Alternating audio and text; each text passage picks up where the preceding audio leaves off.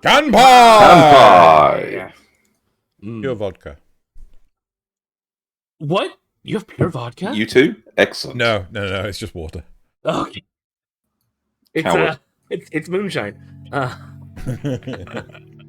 Right. Hello, everyone. Welcome to episode 74 of Kanpai Cast. We are here today to talk about the winter 2023 anime season. Now that we're halfway through, it's the 6-episode rule, the 6-episode follow-up.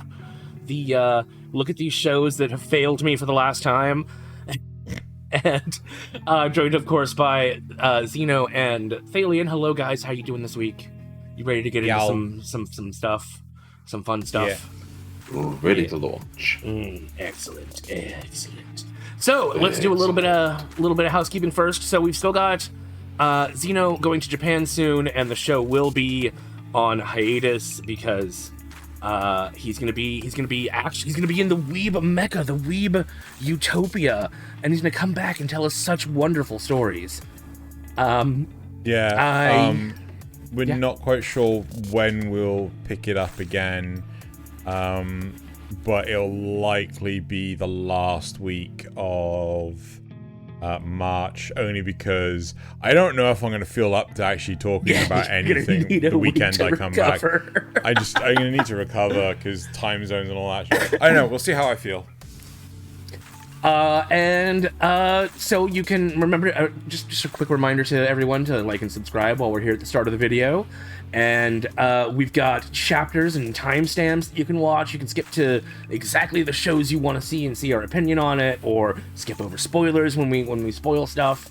If we spoil stuff, we can all of Xeno's stuff, because he doesn't have good taste in anime. Skip right over Xeno's stuff and go to me and Thaylien, because we'll tell you where it's at. Fuck you guys! I think that about does it for the housekeeping. Is there anything else you can think of? Nah, I don't think so. No? Alright then. Nah. Shall we miss you, Loz? Oh, we will always. Yeah. We'll always. Right. Yeah, because I have 7... That's not right. That's... Thank you for ruining everything, Nasuth. Thank you so much. Nobody saw it. Let's see if that works. Better of... Hey, there we go. Freaking Nasuth was ruining shit. Thalien's webcam missing. Thalien's webcam is not in the right place. Wow. But while that's happening, I'm going to talk about giant beasts of Ars. Oh, dear. Nice. Giant breasts of ours. You wish. Yeah. Right.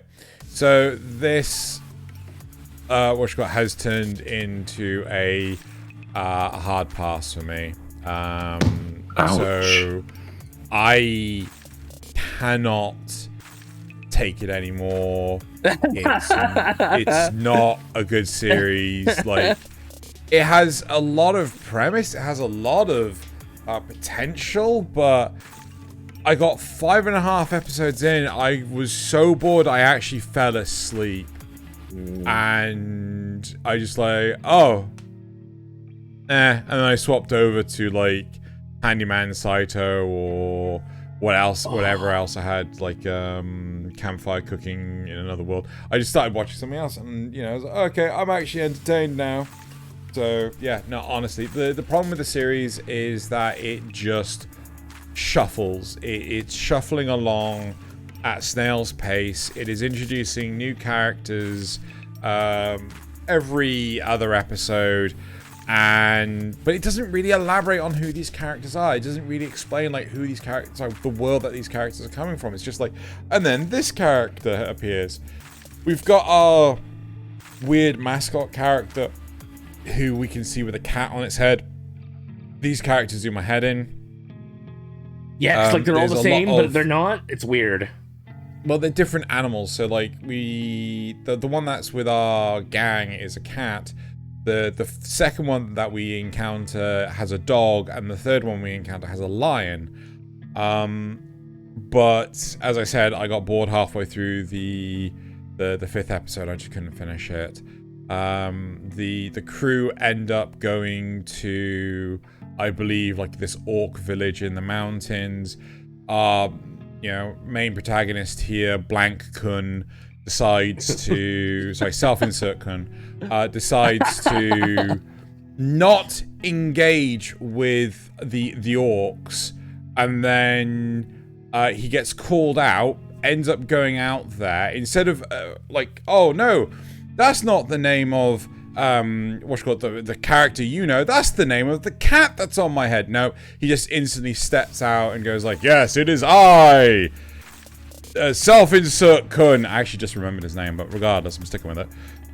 And yeah, it's just boring. The behind the scenes stuff of like the extra world building is like really cool and interesting, but they barely touch upon it.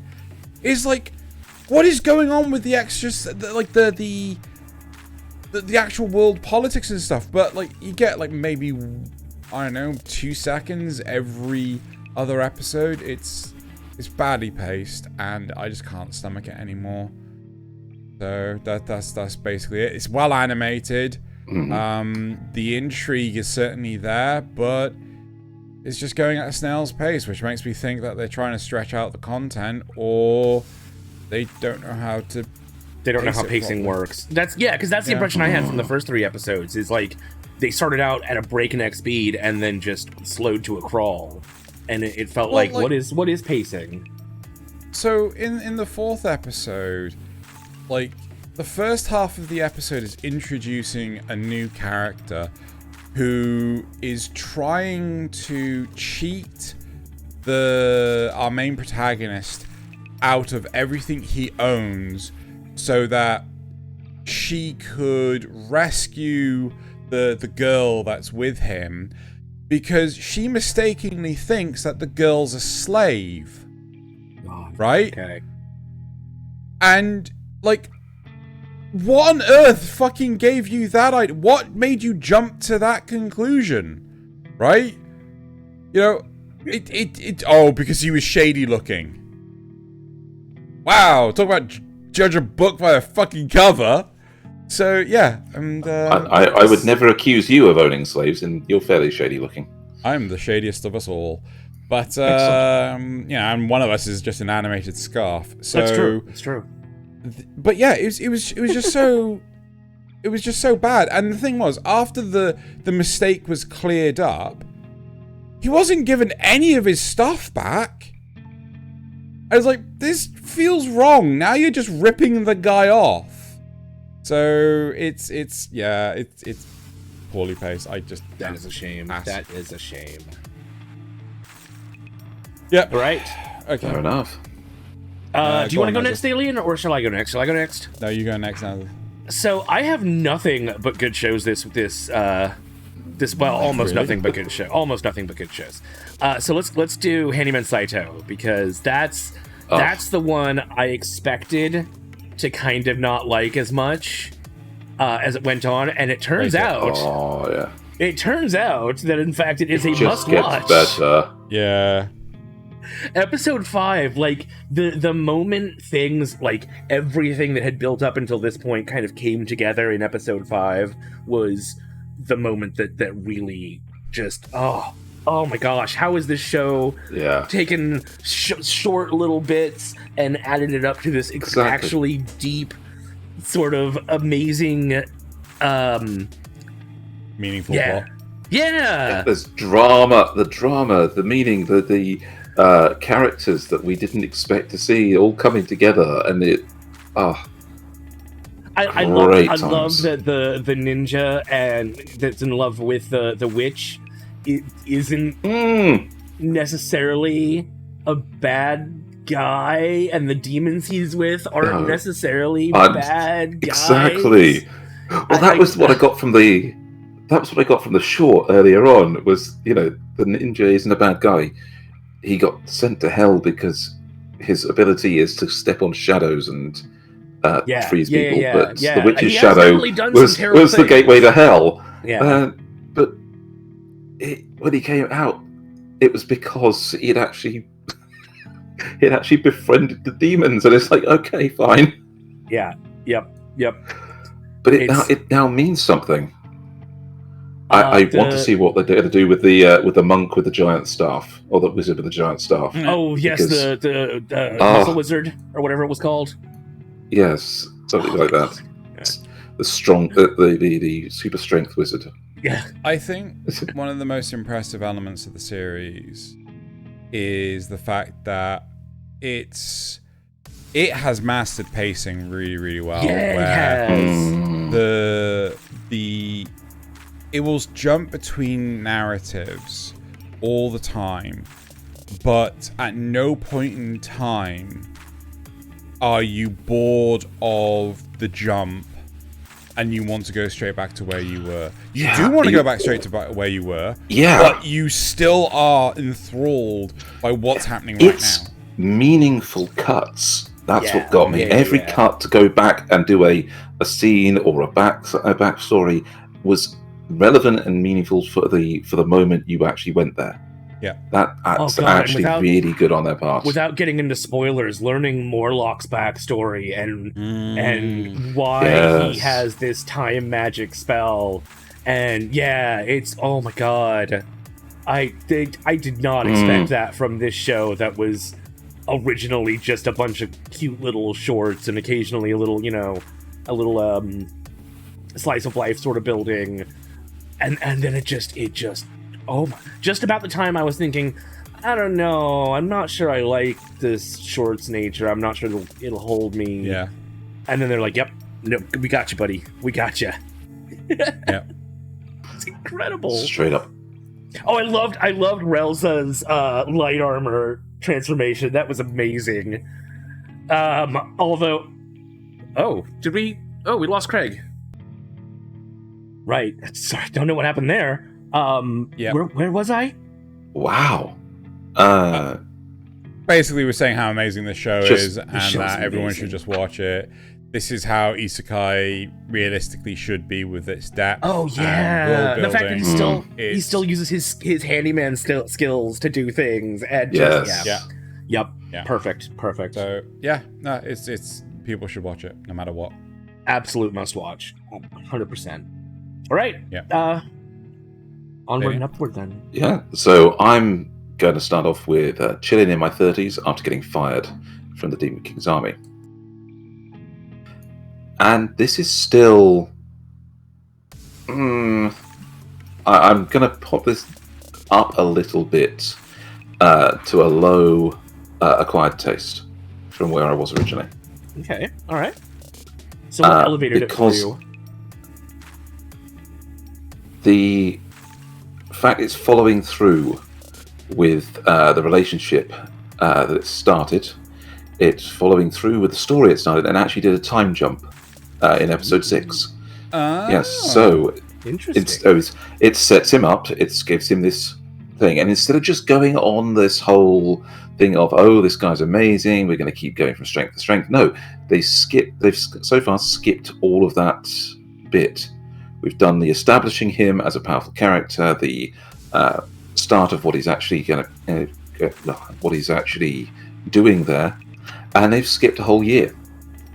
So they're moving on to the point where he is now actually, established where he is, and they're going to show him doing something more. And that's actually great little bit of pacing there. We're skipping a whole lot of the dross, the downtime that would have just been more people discovering that he's amazing and more people coming to do this and that. No, we've not to get into spoiler territory because it's not really, but let's say our girl finally gets her man and they get married. What? Yeah. Really? Yeah. Okay. Wow. Yeah. So this is there's an actual it was plot a real happening. surprise. My God. Yeah, there's actual character development, actual relationship development. Episode 6 literally is them coming back from the time skip and starting up a new part of their adventure with the fact that it turns out that the former head of the four demon lords, so the four demon generals, the guy that raised Dariel, has started recuperating from the injury that the hero gave him, and has realized that Dariel's not there anymore, and is going to start taking steps. But his son, the man that fired Dariel, is still heavily resenting our boy, and is determined to make everything work and prove that he can do things without him. How has the animation held up? It's about the same. You've got this great little mix. I think that the animation quality of this is not high enough that it actually takes a dip noticeably at this point. So I've seen a couple of things where are a little bit, off model, but when they're in like very distant shots. Yeah. Like somebody running in the distance. Fine. No. There's a fun bit that even though Demon General Bashbaza is recuperating, it turns out that the hero that injured him has actually been retired, and episode 6 is a new hero starting in and coming down to their village to commission a mithril sword or a mithril weapon. Right. Which is what the village is now famous for, is the mithril mine. We haven't seen where that's going to go yet, but it's been a great start to the second half of the season, as it were. I think I need to pick this up again. It's I did like the way they did it, but again, low acquired taste. No, it was nothing special before. It's crept up a bit because of that little point. Well, not little point, large point where it's decided to like that genre. You'd have to like the fantasy genre of and the idea of your overpowered protagonist who was completely misunderstood before coming into his own. So it's improving. I'm actually impressed that the show's improved. I still don't think it sounds like it's for me, but I am really amazed, really shocked to find out that it's following through on some of that plot stuff. That's really cool. That's so rare for a show that, usually they try to drag out the romance. Very mild spoiler that I don't think is actually important. In the early part of the series, the mithril smith that comes to the village to finally craft with mithril again, and shows up the people that are doubting Dariel, has actually died over the year's time skip. Wow. So it's because he was an old man before, and he came down as his last chance to work mithril, and he has actually died. He completely natural causes, just passed on, and Dariel's talking to. He's like putting a flask of alcohol on his grave for the bit of narration. It's actually quite. It's quite meaningful. It's a genuine time skip where things have happened and we have to catch up. So yeah. Crazy. That's really crazy. Wow. Yeah. No, I'm inclined to go back and give this another shot. So, well, not so much another shot, but actually continue watching it. Well, now you're not watching Giant Beasts of Ars anymore. There is that. Yeah. No, I hang on a bit. Ask me later when we're getting towards the end of the season. Yeah, I mean, to be honest though, like some of mine, and I'll if you're alright, we'll move on to my next one, which is Spy Classroom, and this is a nothing special. Wow. Right. Oh. Yeah. So. Okay. Didn't it start out? Didn't you have a pretty decent opinion of it at first? Yeah. So yeah, I had a really high opinion of this. But as I said, like I kind of wanted to reserve my review because of how they actually set up the show. They had done it so that after how do I so basically they have like an impossible mission, right? And if you remember me saying in the 3-episode review, they basically had completed the impossible mission by the 3rd episode. So the question was, what are they going to then do afterwards? Right? Which is why I wanted to hold a reserve judgment and things. Right, but yes. Okay. Realistically, there was one of two ways they could have done this. One is... there's more impossible missions. Maybe there's like secret subterfuge that they're trying to kill off these girls or what have you, right? Or 2, it's basically like the time spent between the initial training and the actual completion of the mission. They just basically fill in the gaps, and that's what they've ended up doing. And it's just like, well, fuck. That's disappointing. So they're trying to make it more about the journey, and though I can appreciate that, it was a swing and a miss, right? It's okay. People may like it, but the problem is you kind of know how it's going to end, and the moral of every episode is like, the girls are trying to find their way of being their interpretation of the perfect spy. I was like, yeah, but we already know what those are because we saw the fucking episode where they did the mission, right? Yeah, we've already been told what those are. You were expecting more of an A team, and instead you got more of a shoujo anime sort of thing. I wouldn't even say a shoujo anime. It's the whole problem is I was hoping they went from impossible mission to impossible mission, but it was unfortunately just a simple case of like Mission Impossible. That's kind of one.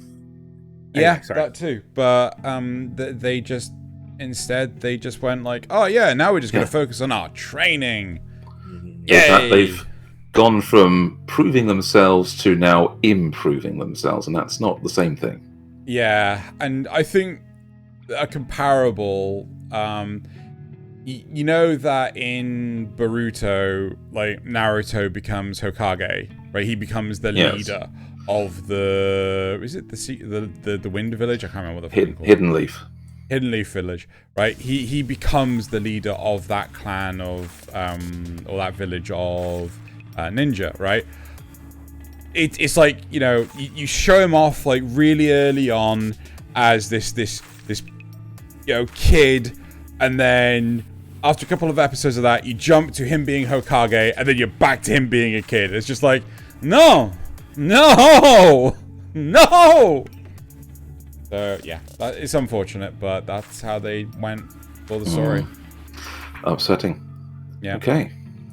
So, unless you have any questions, we'll move on to Nasuth's next one. Yep. Sounds good to me. What do you want to do? So mine is Hikari no O. Or the Fire Hunters. Flame Hunters, whatever it is.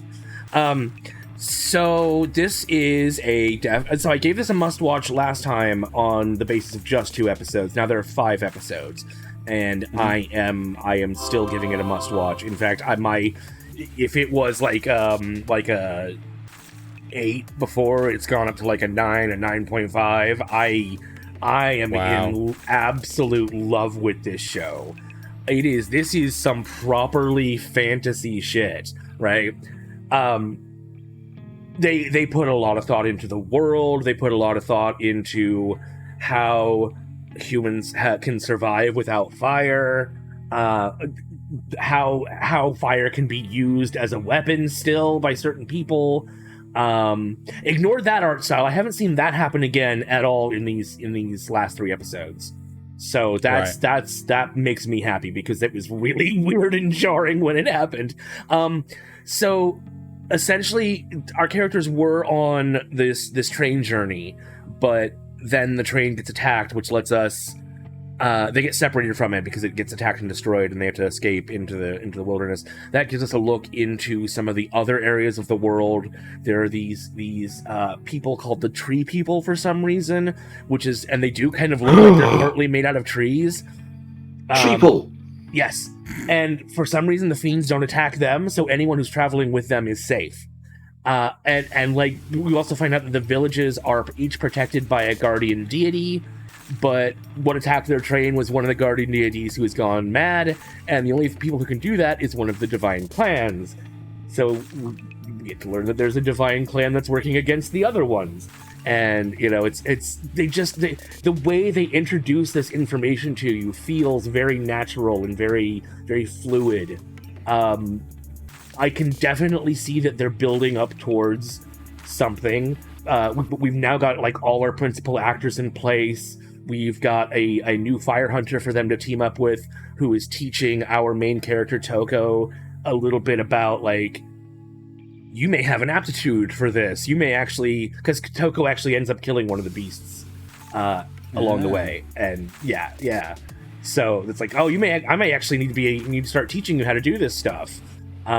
We learn more about the capital, what's going on in the capital, because like they keep flashing back and forth between these two characters. We've got Toko out in the wilderness, and this boy whose name I can't remember in the capital, and like he's clearly being used for something. They don't. He doesn't understand that he is being used by the people above him in an effort to like. I'm not sure. It's something about Skyfire or Sky Lightning or Skyfire, which is the more potent version of the fire they have, the weird fire they have. There's also something about an artificial satellite that was launched before the last war and is on its way back now. It's like it's kind of like a wandering comet at this point. And there's like a legend that whoever can get a hold of the satellite can fix humanity's problems. So it's going into some really interesting places, and I am excited to see more. Honestly, this sounds great. Honestly, seeing this one go up as well is a real reassuring thing for this season for me. Some things have dropped. So seeing a few things go up is brilliant. So no, I like this idea. This the fact they've thrown her off the train, and she now has to actually go through the world, and that's revealing the world. That seems really organic. I like that improvement. So art style wise, this screams to me Science Seru. Right. Yeah, I get where you're coming from with that. There is not a ton of shading. But when there is, like, look at this one. When there is, it's very meaningful and it stands out. You know. So my question to you is, I find a lot of like this lack of shading in serious shows can often make the animation tone deaf. I find. This is a personal take on it, but I can't take it seriously if everything is bright, flat colors. No. This is definitely a thematic choice, and the animation serves that. It serves that purpose. It's almost like looking at paintings that happen to be animated in a lot of ways. No, that's perfectly fine, but you know where I'm coming from. I do know where you're coming from. Yeah. Yeah, I'm happy for that sort of art style with the likes of do-it-yourself, but when it comes to things like, and he slides it off look again. At this. Look at this shot. You know, we've got the So the characters do seem a bit flat, but the shading on them is absolutely on point. Yeah, for this particular mood. So cool. Right. Honestly, give it a try. Give it a shot. Alrighty. Should we move on? So. My next one's going to be The Fruit of Evolution. Before I knew it, my life had it made. Poor bastard. And this one should be a nothing special. It's an isekai with an overpowered protagonist, but it's creeping up on me more. You guys remember? I'm going to give it a high nothing special. Okay, almost an acquired taste. Because again, it's done a little bit of improvement on it. There's only 5 episodes out because the episode 6 is out on Thursday, as of recording this. So, not quite yet. You guys remember that in things like Mushoku Tensei, the character on the inside is still the same? Yes. He's not. Yes. Hasn't just. And in this one, there's a full dramatic moment where our main character reveals the fact that actually, just like Saria, who can transform back into a gorilla form, he can just pop back into his small, chubby form. Wow. Oh. Interesting. And he actually, it's a dramatic moment where he reveals it to the others and says, "Yeah, no, this is me. You know, Wow. I'm not. Interesting. I'm sorry. I'm sorry for lying to you all. This is who I am." And they accept him anyway, because it's of obviously what people who care for you do. And it's quite a nice moment. They're still doing a little bit of the I can just do anything I want. The students that he now has to teach, he frees them from the bonds that have been previously inhibiting them from using magic. And he literally just creates a skill that is like the name of some of these animes. I wanted to come up with the name of the spell when I got stuck teaching a classroom full of kids that don't really respect me, but they have magical bonds, and I want to release them from them, but I don't want to name the skill. Skill has been activated. All right. Okay. So, there's that. I'm kind of enjoying the fact that they started what looked like it was going to be a tournament arc between the students to show how good he was at teaching, but instead they've had an invasion from the bad guys right at the start of it. So, now they're having to actually legitimately fight for their lives against the murder princess and her boy toy, who has so far unknown magical powers. And where's our boy when this happens? He's on the toilet because he ate a bad bun. What a time for this image to come up. So it's exactly. So they're still hyping him up as in this sense, and they've brought in a new element where he got incredibly angry about the students that have been brought, with him. They were all brought to the kingdom. They've come to this magic academy to train to be heroes for that kingdom, and they were all given a bracelet that was supposed to up their stats or help them raise their stats quickly, but it's actually just a slave collar. Ooh, and right. And because that's something he's already broken on his little cat-eared assassin friend, he basically got so angry that he yelled, knocked out every one of the students that had one of these armbands, and freed them from the band as well. And this seems to have caused something to take an interest in him. Right. So we're kind of now seeing why he's getting so overpowered, because there's actually overpowered enemies to fight. But still building. It's still episode 5. There's probably going to be something in episode 6 that actually gives us that fight or that moment. I'm liking the side characters. I'm liking the newly introduced people, and again, it's crept up a little in my estimations, but I still don't think that Xeno or Nasuth would really actually like it, for what it is. How's the animation? Because I know the first season, the animation kind of got quite bad towards the end. It hasn't got towards the end yet, so hasn't dropped yet. Although, how should I put this? They do seem to be using a lot more standing around.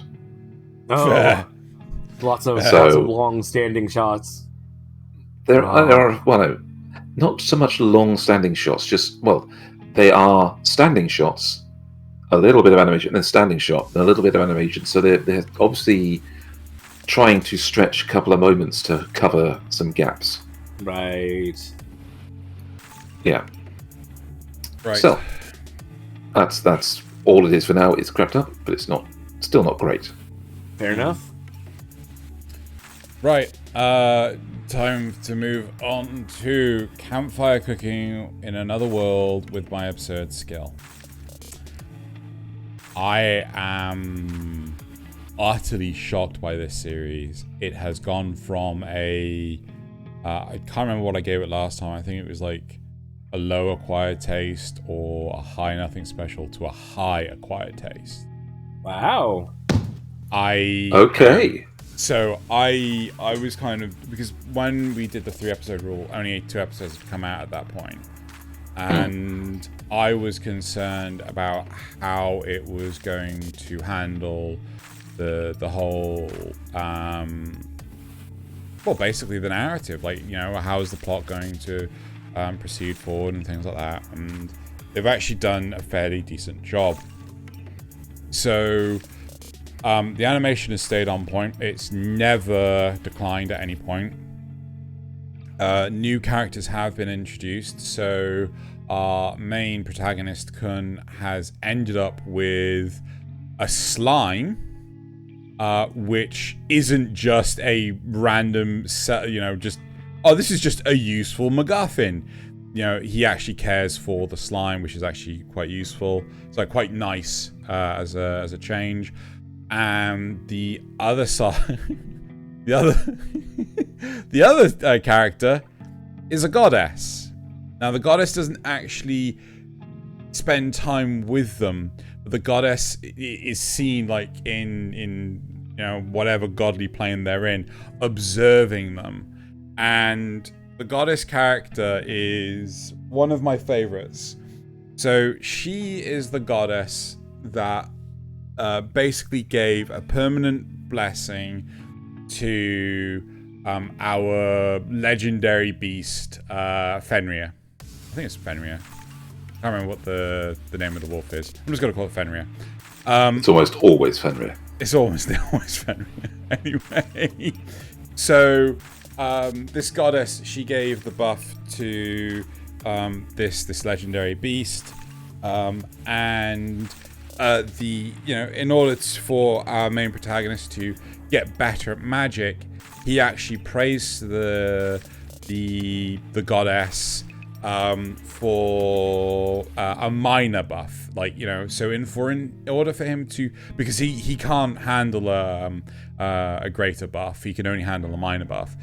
In order for him to keep the buff, he has to pray to her and give up offerings of sweets, right?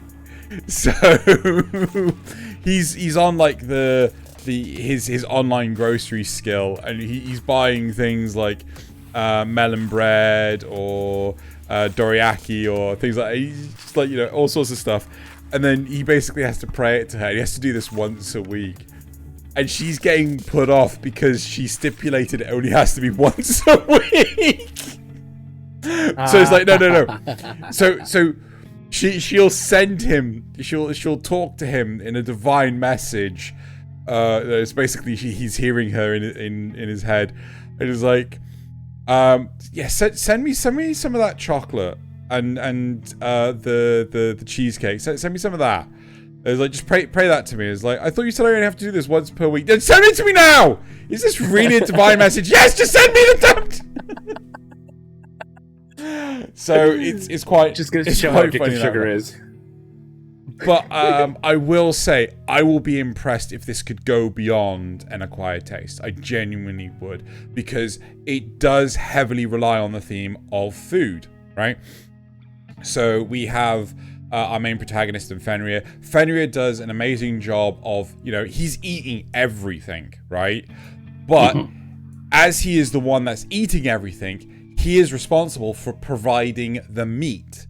So, like, while our main protagonist is asleep, Fenrir goes out and fights things, and the main protagonist will wake up with piles of monster corpses all around him.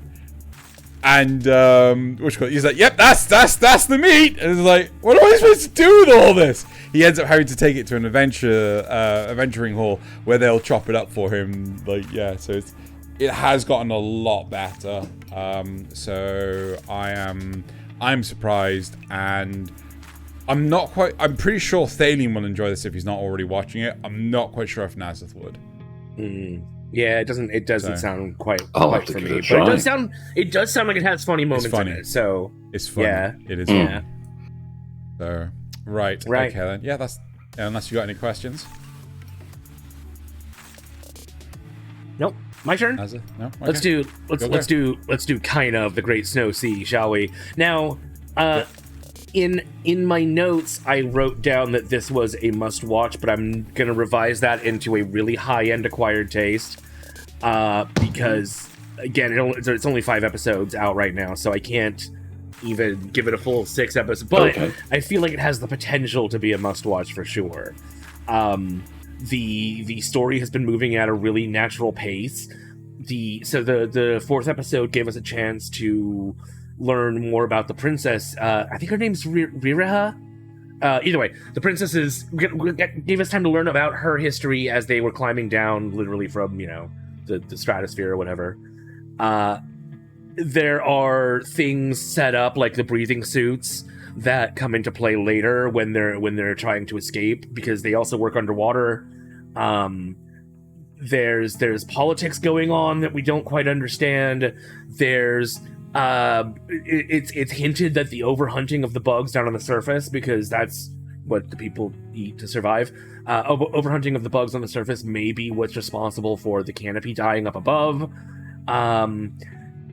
The one kind of drawback so far is that the bad guys are very like, then the Fire Nation attacked.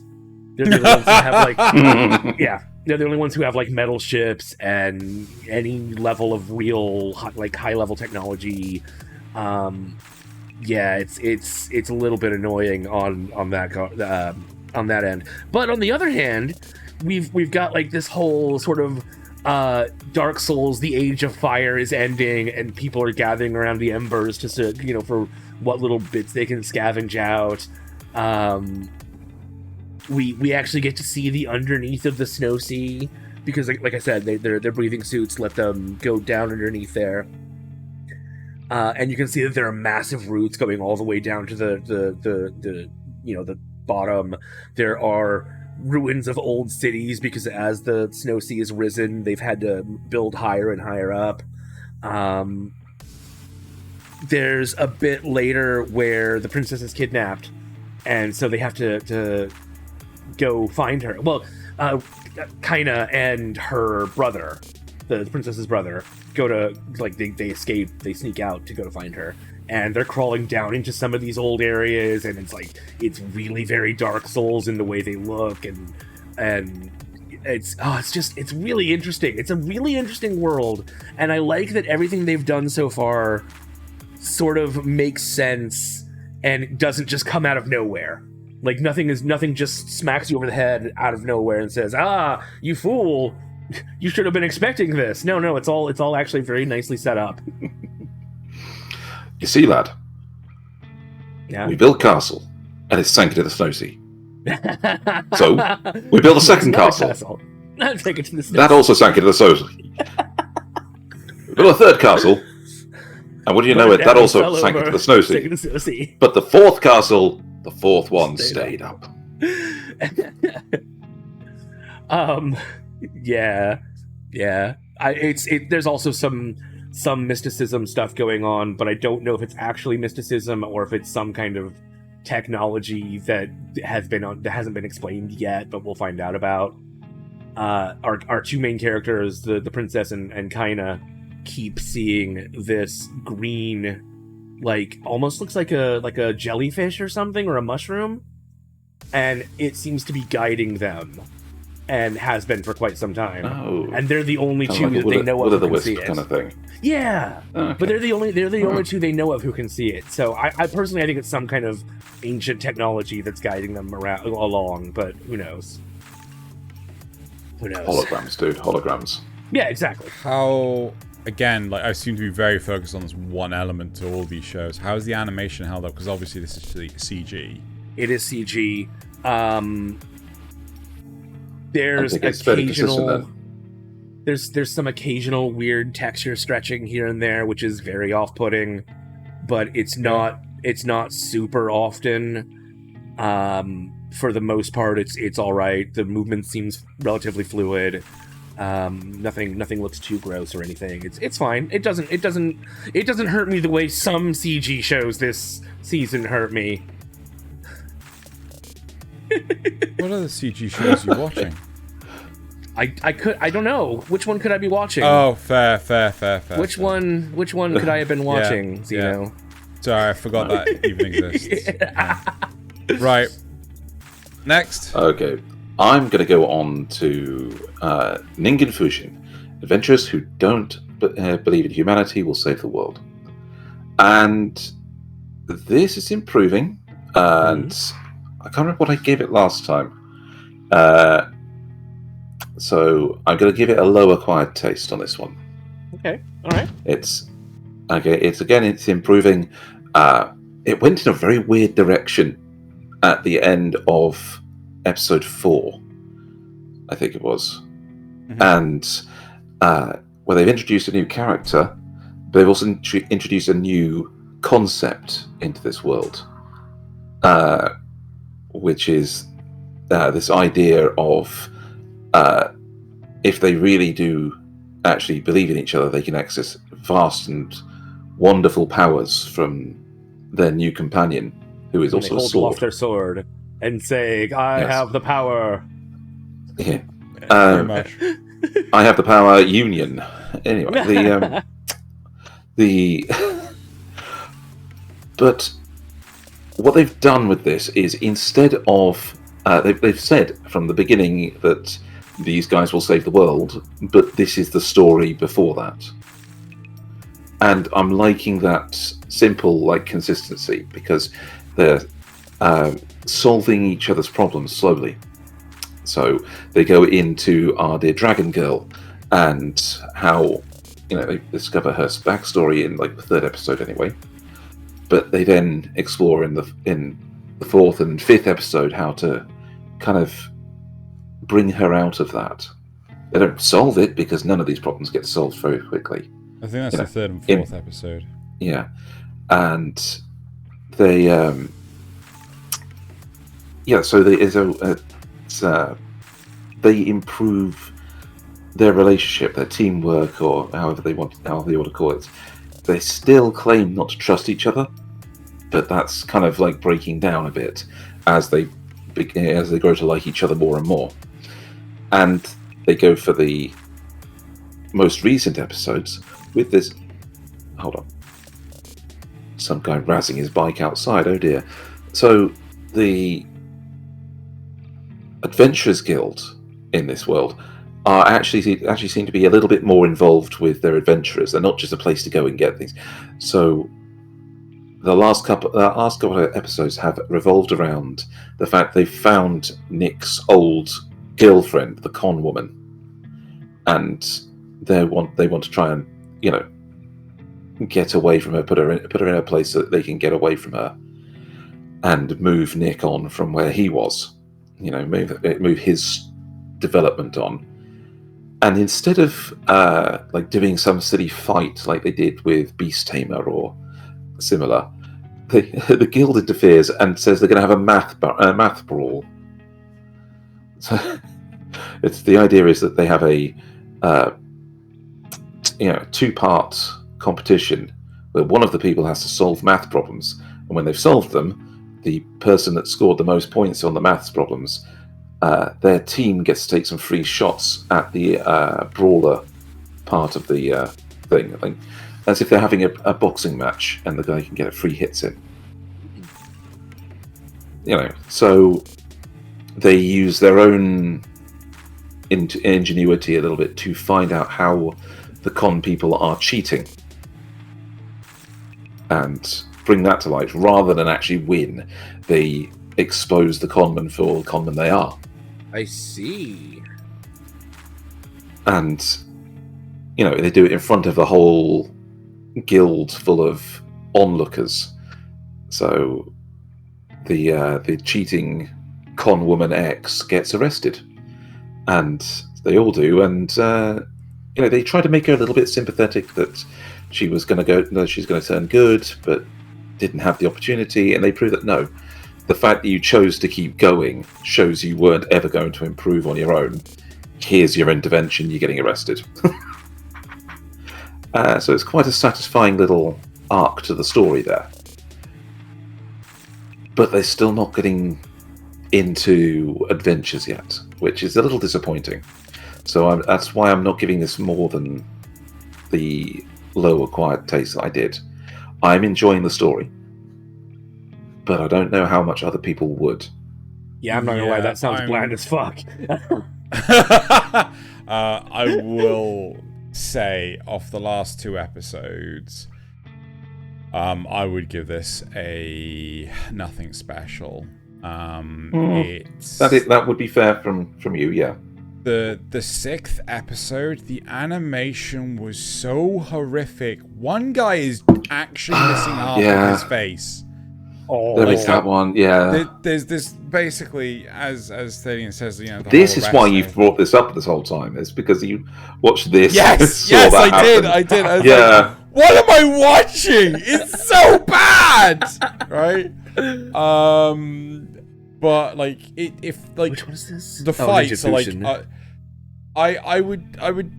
That fight, that whole boxing match, I would expect to be on the level, like, the best way I could describe it is like a Sega Mega Drive, is it beat 'em up or a street fight? Like not a fighting game. It's a beat 'em up. One of those side-scrolling and then side-scrolling fighters, yeah. Yeah, where you've got like 2 frames of punches where you're just like, and that's it. That's it looks horrible. It does. But again, they were losing animation quality in episode 3 already. I mentioned it in the 3 episode roundup when they're like walking downstairs or running down some stairs, and it was just so far off model and off of the background. But it wasn't the entirety of the episode, though, right? No. So you're right. This is losing that kind of quality. So they are suffering from that.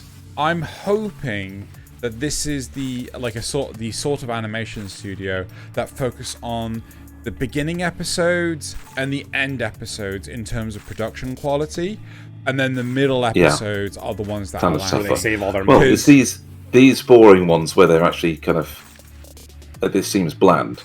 Yes. Yeah. So they're not going to concentrate on this episode. They're going to go for the ones that actually have some combat in them and adventure.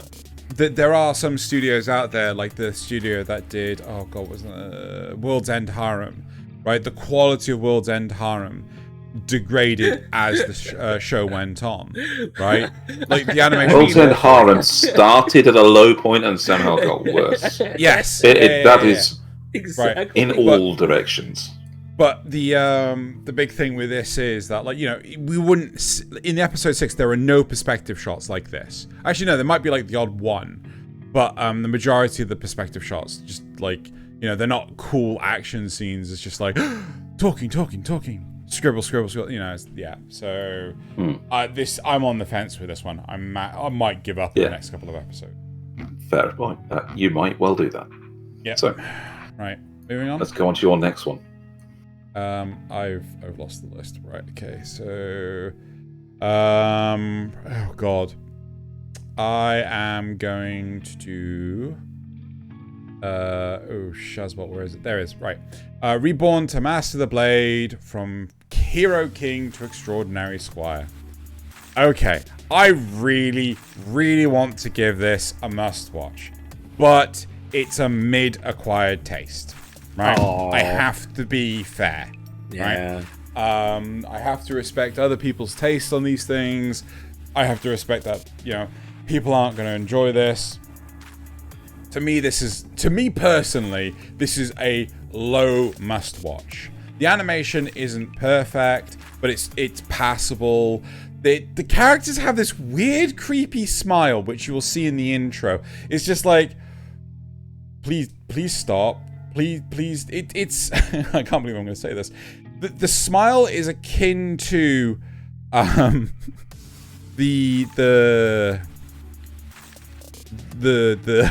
I really don't know if I should say this. Nasuth, hit the marker, hit the highlighter. I don't know if I want this edited out. The smile is as creepy as a bloody mustache. Oh, right. It's like I'm not happy ever looking at this smile. I'm like, could you tone that down a lot? So I'm enjoying the series because you have a no, Thaylien, you got a beard, so it doesn't count. I have a beard, so it also doesn't count. But the whole point is, I love the fact that the main character is always, bustling for a fight. She wants to fight literally everything. I love the fact that the world actually progresses. We've got mini adventures going on. The fan service is a little OTT, but it's not the end of the world. I'm enjoying it. Overpowered main character, but they're not going around just wreaking havoc. They are out looking for unless they're with that baby. Yeah, that baby was amazing. I love the baby. So I'm genuinely really enjoying the series. I am hoping this can meet expectations. Annoyingly, right, the next episode, the 6th episode, came out like when we started recording, so I can actually watch it. But yeah, I'm really enjoying the series. Who wants to bet? I watched the 6th episode. It's just like, oh, this is ass. Oh, it's awful. I'm never watching this again. Yeah. So if anybody realizes that Xeno looks a little bit distracted during this episode, that's Yeah, no, not quite. You have to let us know. You have to follow up on Twitter and let people know what you think of the 6th episode. Yeah. Sure, why not? Yeah. Yeah. I don't know what else to follow up with.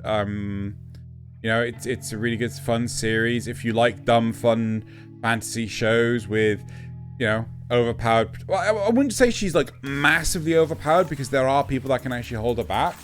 But it's fun. I'm enjoying it.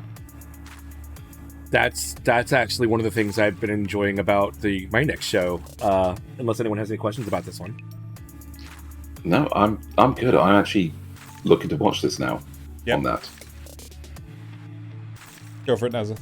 Right. So Mononogatari. Right. I gave this one. No. Last time there were only 2 episodes out, so I gave it a very tentative acquired taste.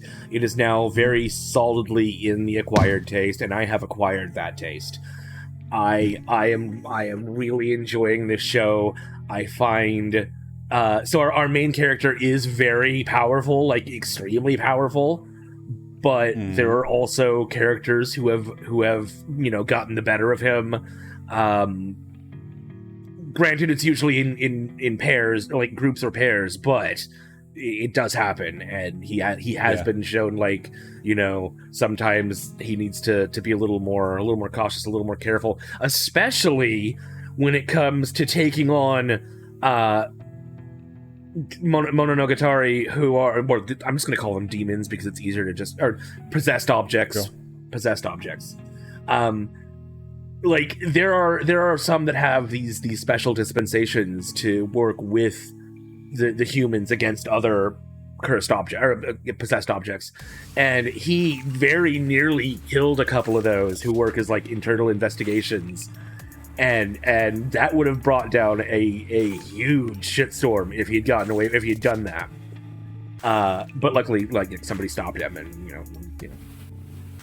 but it's so the reason it doesn't go all the way up to acquired taste is it still falls into some very shonen-ai tropes. You've got this alternating between battles against cursed possessed objects, and this budding romance between him and the girl he's been forced to live with to prove that he's not just a bigoted asshole against possessed objects. Which is interesting and fun to watch, but also where it's going. That they're probably gonna end up together, or it's gonna be this long drawn out will they won't they sort of thing. That's what I'm not just an arsehole towards possessed objects. I'm still an arsehole, but there's actually more to me. Yeah. That kind of thing.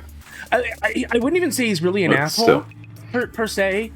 Although he is very focused, very one track, like he always does his training at exactly the same time every day. He's very curt and to the point, but like they're already working on that with him. They're already like, you can't behave that way. You gotta be wary of other people's feelings. You can't just be an asshole. So like it's going places. I'm very there's also they're hinting. There's a word that springs to mind here. What? When you've described that personality, the word is just Soka. Okay. It sounds like Goblin Slayer. Oh, yeah, maybe. I see. Yeah.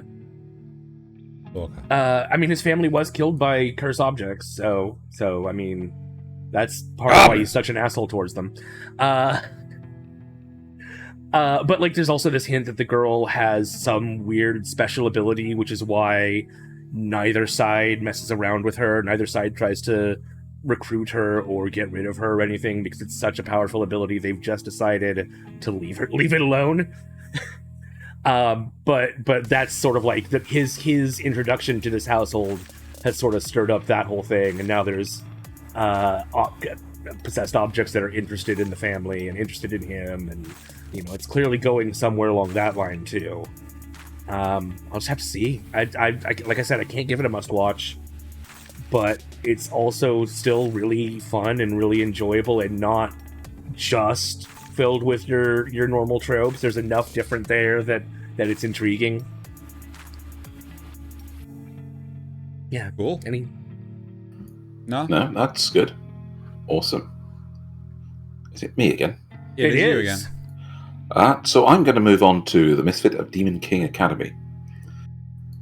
And can I ask a question first? Yes. I have heard rumor that this has gone on a hiatus. Is that true? I haven't checked. It might have done, but it got to episode 6 before it did. So, we may not be coming back to this for the 12 episode. For the season finale. I'm not quite sure if it's just trolly memes or something. But when I was looking for memes, there were a substantial number of memes, which is just like basically, the one which is the Grim Reaper going from door to door. Oh right? Yeah, that so there's one. like Nier Automata. Yeah, it's the hiatus Reaper. Yeah, so I just wanted to. I think I found something. Yep. Delayed future episode indefinitely. Well, that's what happened to Nier Automata. This was 2 days ago. Oh, this could have been in the so news. that must have been really close. Okay. Yeah, that would have been right after the 6th episode. Yeah. That's a shame. That's... Oh, well. Okay. Wow. Okay. So, okay. For the record then, the show is still full of this idea that our boy is just the strongest out there and is going to make a difference. But I'm liking where they've pushed this plot a bit. Mm-hmm. We finally found out why and for what purpose the Demon King Avos Still Heavier was supposed to be created for. Rating? So, this is an acquired taste, a low acquired taste. Yeah, we did. Oh, that's a shame. My bad. Yes. So that's quite good. A low acquired taste. Yeah, yes. Acquired taste is still really good. Yeah, that's fair. That is fair. Yes. In terms of, again, fantasy setting with an overpowered protagonist, you have to be liking this as well. But it's still really good for that. And again, as a show full of flexes, it still brings the flex. But there's a thing that we learn about the fairies of this world, the fairy people, the fairy realm, is that every spirit being in the fairy realm is based on a legend, on rumors, on the stories that you tell about them. So the spirit queen is the mother of all spirits, and therefore she's so well known that she will never die. But there is a being in the world that is half human, half spirit. And so in order to exist, they have to have a legend created that will allow them to live. And that is what Avos Still Heavier is. So this person, in order to live, in order to be as a living being, as a half spirit, half demon, not half human. They all look human. They had to create a powerful legend. So they co-opted the Demon King of Tyranny, and instead of Anos Voldigo, they've created Avos Still Heavier. So as long as people believe in Avos Still Heavier, this being will live on. Right. So it's a bit of a spoiler moment. I'm not going to say, what this who this person is or anything else. It's just a final kind of finally they've revealed who this, who the Avos Still Heavier is and why they exist, or why the rumors have been made.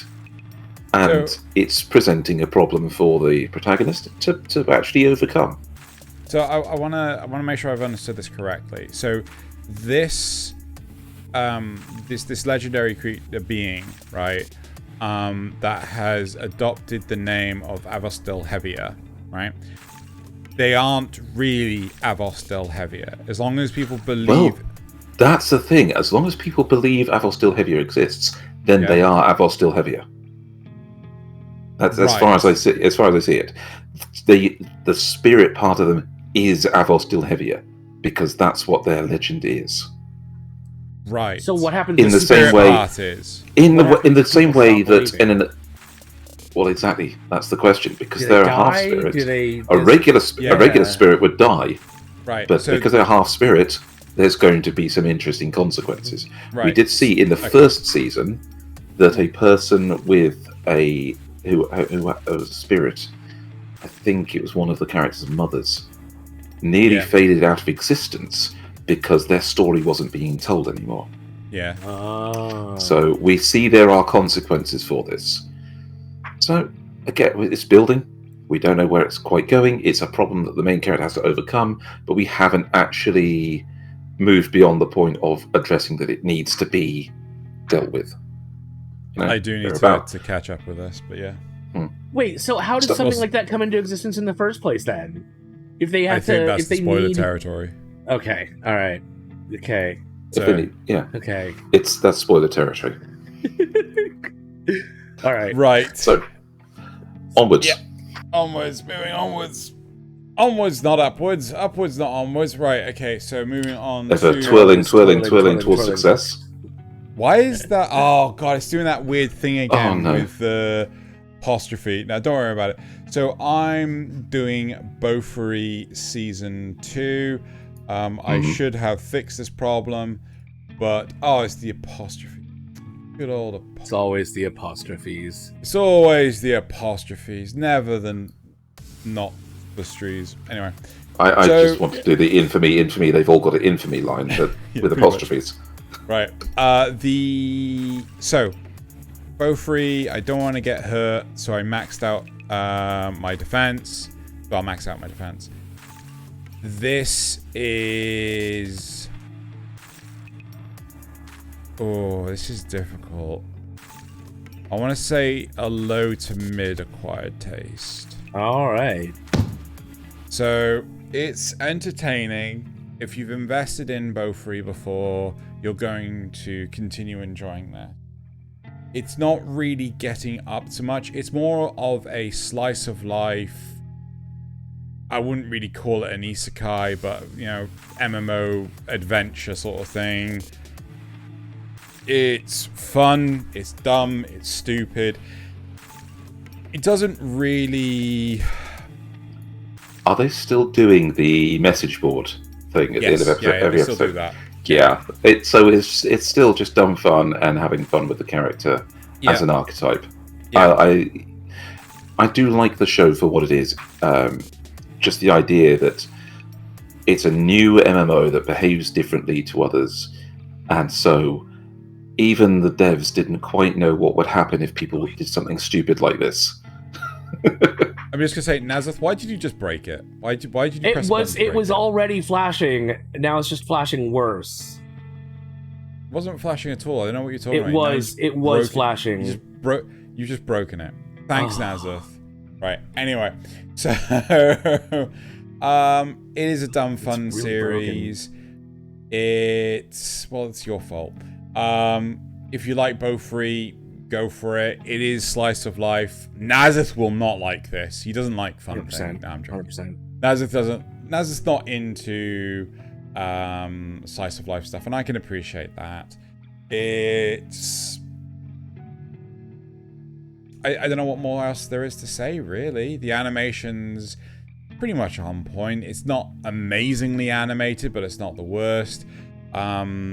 Maple still acquires yet more stupidly broken skills. You know, there's nothing... And she's still adorable.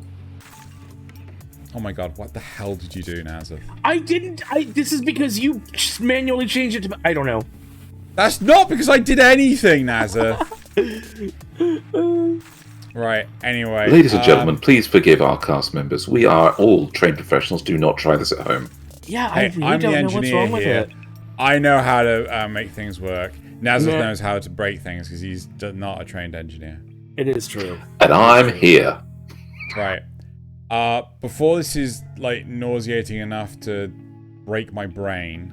Yeah, let's quickly pause. Should we move on to the next one? No, just or move on to the next one. Okay, maybe that'll fix it. Okay, go on. Do Revenger for me, please. I do Revenger for you. Do Revenger. He says do. Oh, come on. No, it's just completely. I think we should pause. How have you broken it so badly? I don't know. I don't even know how that's possible. Right. The second we pause, it fucking stays. Of course. Yeah. That was so weird. Anyway, this is 100%, 10 billion% a must-watch. This I now completely call everything you say into question. Really? How are you calling this a must-watch? It's so good. Nothing happens. What? Really? I have watched all of this. Nothing has happened in 6 episodes. They've had a target each episode. They have moved slowly up this. They've been advancing this story about the opium dealings. We've learned more about our characters. No, that was the last episode. That was it. Right? We've learned more about... No, they've done that... Oh, my God. No. They've advanced it along the way. The only one that didn't advance it was the one that was dealing with the kid, his backstory. Neo? Yeah, that was the only one that didn't advance the plot about the opium smuggling. Everything else has pushed towards that. What about the one with the buddy cop show between... Samurai Boy and Throwing Card Boy? That was like episode 3. Yeah, I didn't fucking, Yeah, but that was advancing. Yeah, no, that was continuing their relationship. Fair enough. Okay, so it's alternated between those two. It's been character building or advancing this plot. Something has always been happening. So, I don't know how you can get away with saying nothing's happened. Oh, the people are dying. Go on. Really? You'd say people are dying and... That's it! That's all that's happening! Yes, but that's a fairly important thing that's happening. Not if they don't have any, backstory to them! I don't know this guy from Adam! Okay. Who is this person that's dying? That's... Oh my god. Okay. Yep. Uh-huh. Go on. Yep. Go on. It's definitely has nothing to do with the characters involved. And the fact that we're learning more about them, and that we know these guys are bad guys because they've been pointed out as being bad guys because they're dealing in the opium trade. They have been involved with bringing people down. I understand what you're trying to do, Nasuth, but we're going to have to treat this the same as Xeno doesn't get simple children's fable tales. Shut up. in That's movies. also true. Okay, That is also he doesn't do that, Okay. so he doesn't think anything's happening Okay. here. What okay, is the so point? What is the point in the whole Christian ethos behind the?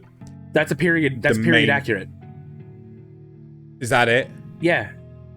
It's just some It's because random Christianity, guy goes along with everything, along with a into lot of other Western ideas, Christianity was pushing into the area at this time. It's part of the whole historical drama setting.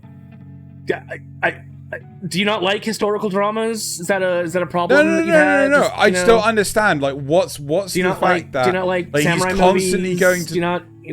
Why does he constantly go to this forest to go get a coin? Right, he's given his missions there, and then the one time he's not actually given the mission the normal channels, he just like, oh, this is really sus. And I was like, well, yes, because you're not meant to be doing it this way. Why are you doing it this way? Oh, because the plot needs it. Tell me I'm wrong.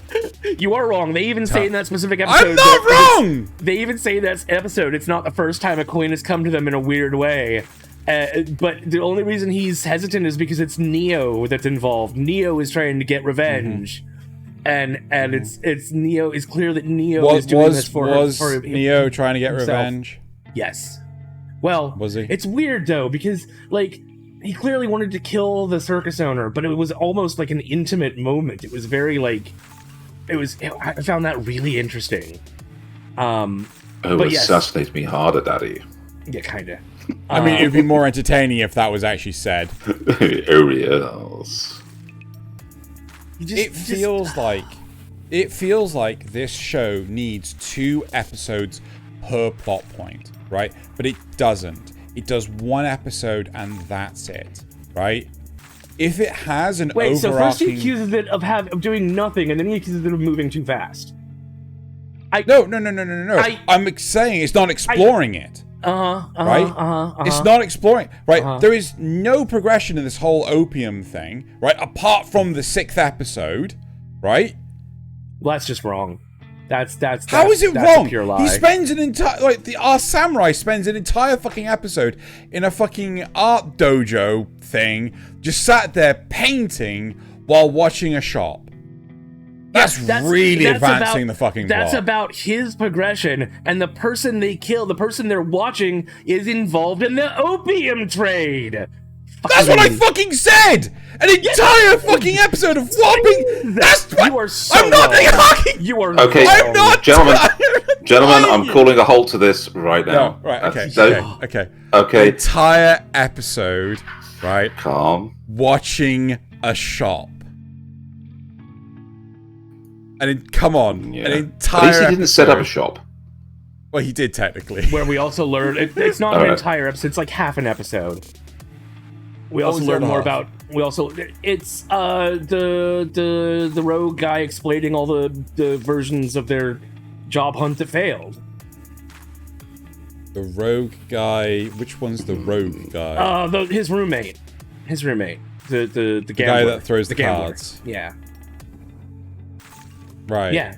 That the other half of the episode was him explaining we tried to do this before, but we failed each time. It was about trying to find a place for the samurai. The Ronin. So it was advancing their character. Okay. Very much the opium stuff. It was advancing their character. The opium stuff was the guy they killed at the end. I know. Okay. That was the 5th episode. I give up. Yeah, let's put a hard line in this. We'll come back to this at the end of the season. Come back to this at the end of the season, and we will talk about it then. See if the views have changed, and see if we can put Zeno in his place about it. That's fair. All right. Poor Naz. I give up. Give up. I'm done. I'm out. No. I'm kidding. Go on, Thaylien. All right. Is it me then, or is it? Yeah. Yes, good. So I'm going to go with Tomo-chan Is a girl, and yes, she is. Wait, did you already do Vox Machina? Okay. Did I miss No, that? that's the last one. No, it's at the bottom. Oh, right. I've still got one more too. That's right. Lol. Yeah. Yes. So this I'm going to put firmly in the acquired taste because it's a rom-com comedy, and it's straight up doing exactly what it's supposed to do. If you like silly rom-coms, this is exactly the kind of thing you want to keep watching. They've gone even further into the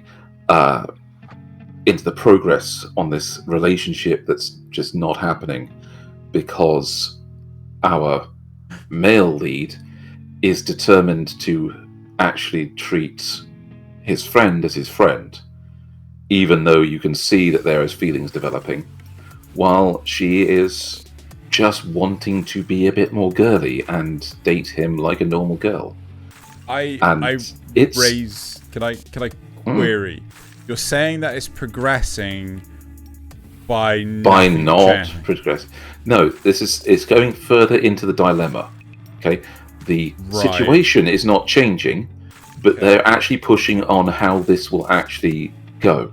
So our two supporting characters are Carol and Misuzu are getting more invested into this idea of actually giving Tomo-chan this chance to change her life and be a girl and be, dating the person she loves. And while that's not succeeding, you can see how all the characters are actually growing. So even our male protagonist, he's trying hard to keep things in this realm of where he can be comfortable with his friend, but everything's still trying to change around him.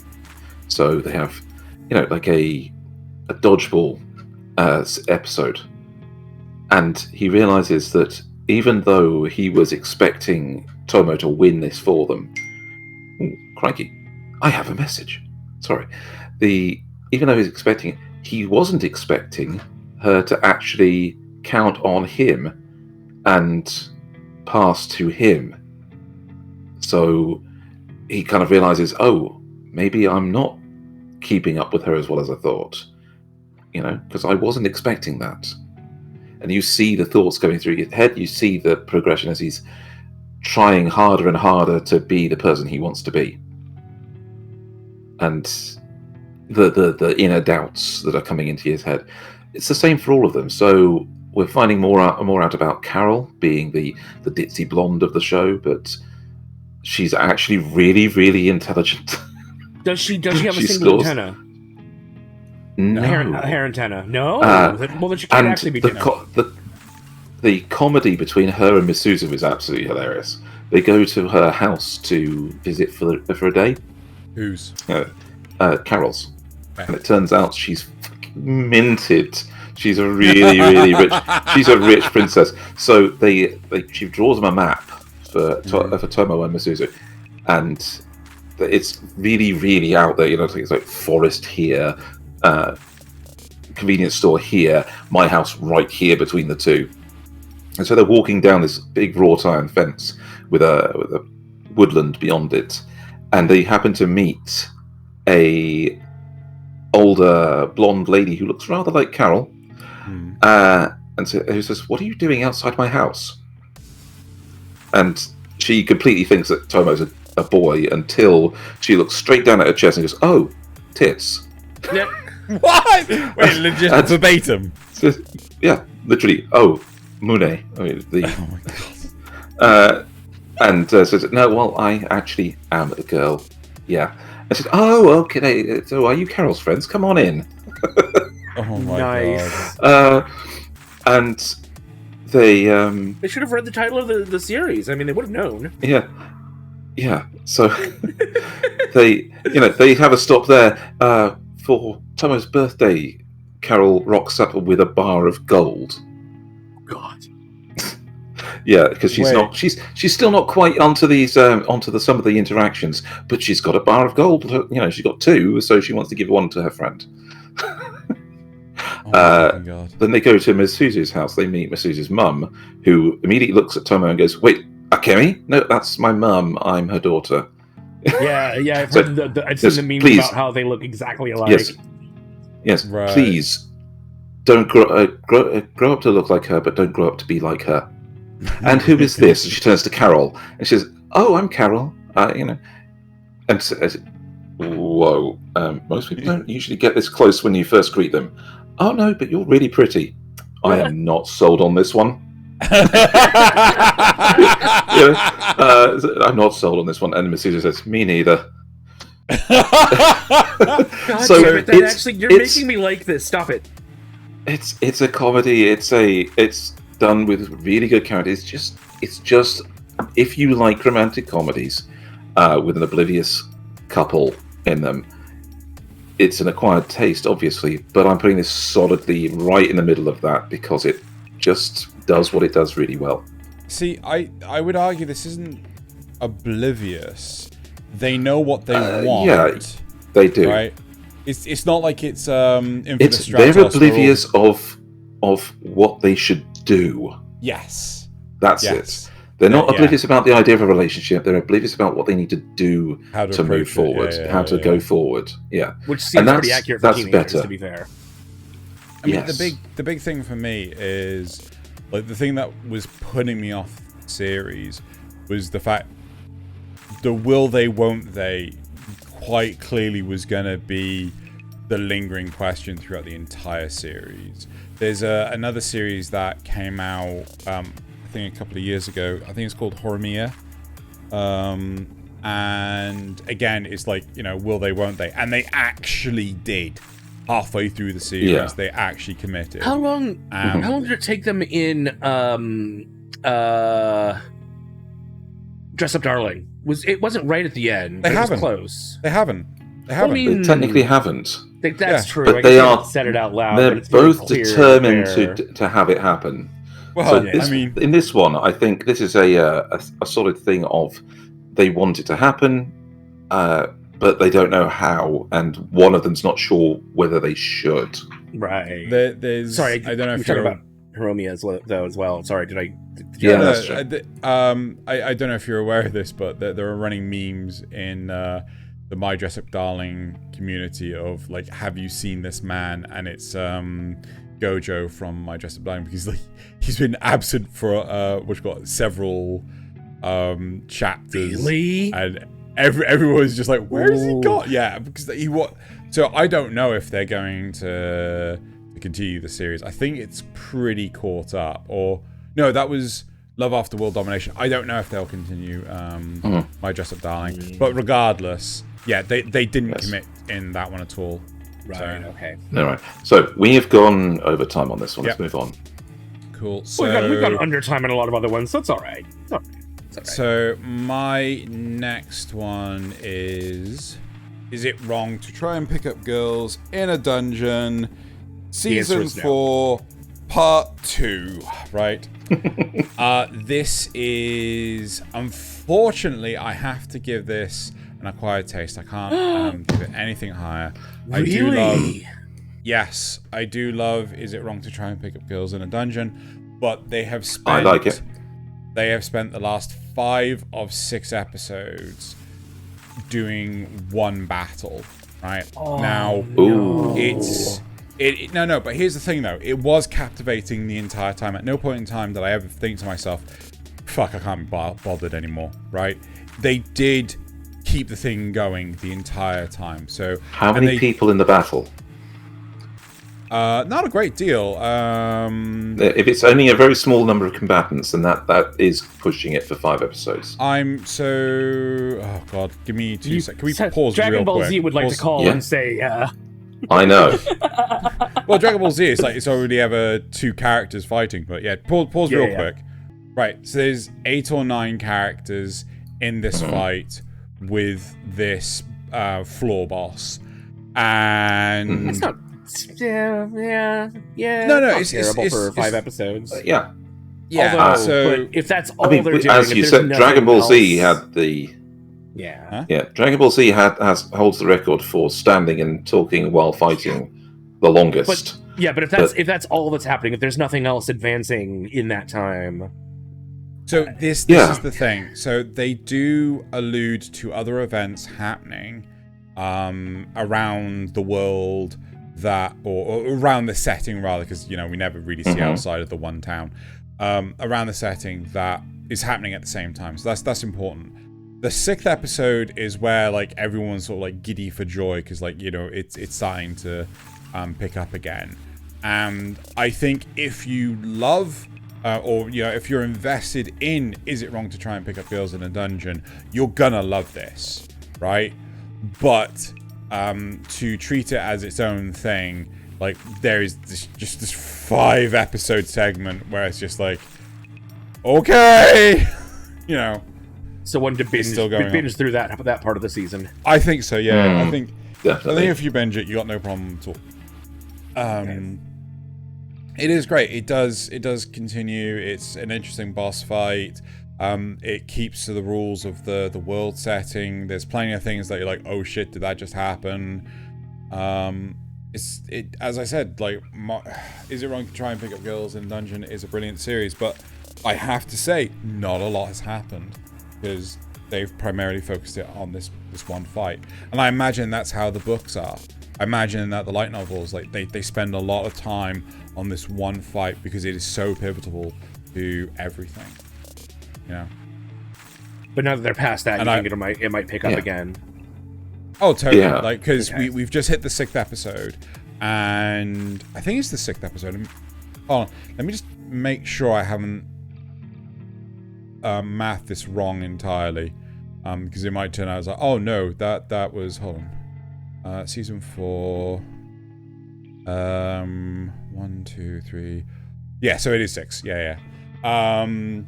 So yeah, the 6th episode was just like the entire way through. Okay. Yeah. All right. Should we move on? Well, I don't know if we want to move on. Do we really want to move on? Yeah. Do we really I've seen some of your notes there. I'm going to get into an argument with you. So we're doing Trigun Stampede. Do it. And do it. I can't give it a pass, and I can't give it a poop. But I am dropping it because it is just nothing special. It's just they took what was a great show with a great visual style and reduced it to relatively generic, difficult to look at mush. And I like so they had one of the gung ho guns in this episode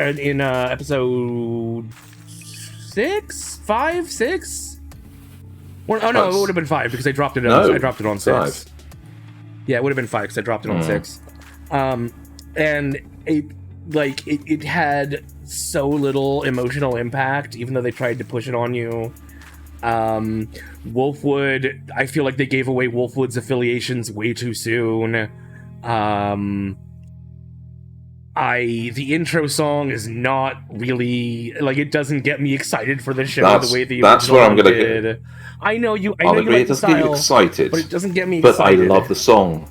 Yeah. Some interests aren't supposed to. Some are supposed to give a mood to the thing, and it's unfortunately, this is where our paths are going to differ on this one, because they took what before was a very silly show. It got serious at times, but it was largely very silly, and they've taken it a bit more seriously. I'm fine with that. I'm liking that. And I'm liking the way they've gone. They're about to get into like one of the classic bits with the Badlands or the Badlands gang or whatever it is, with all the neon. That's go. What? Oh no! Right during the yes, they're on the train. The great sand sailor thing. Yes, yeah. Which played out in a very different way. Meryl and her boss are starting to grate on me. The animation style is really getting to me. That's why they left them behind for a couple of episodes. No, because they're being attacked by the sand riders. But they're not on the sand right. Meryl and her boss are not on it.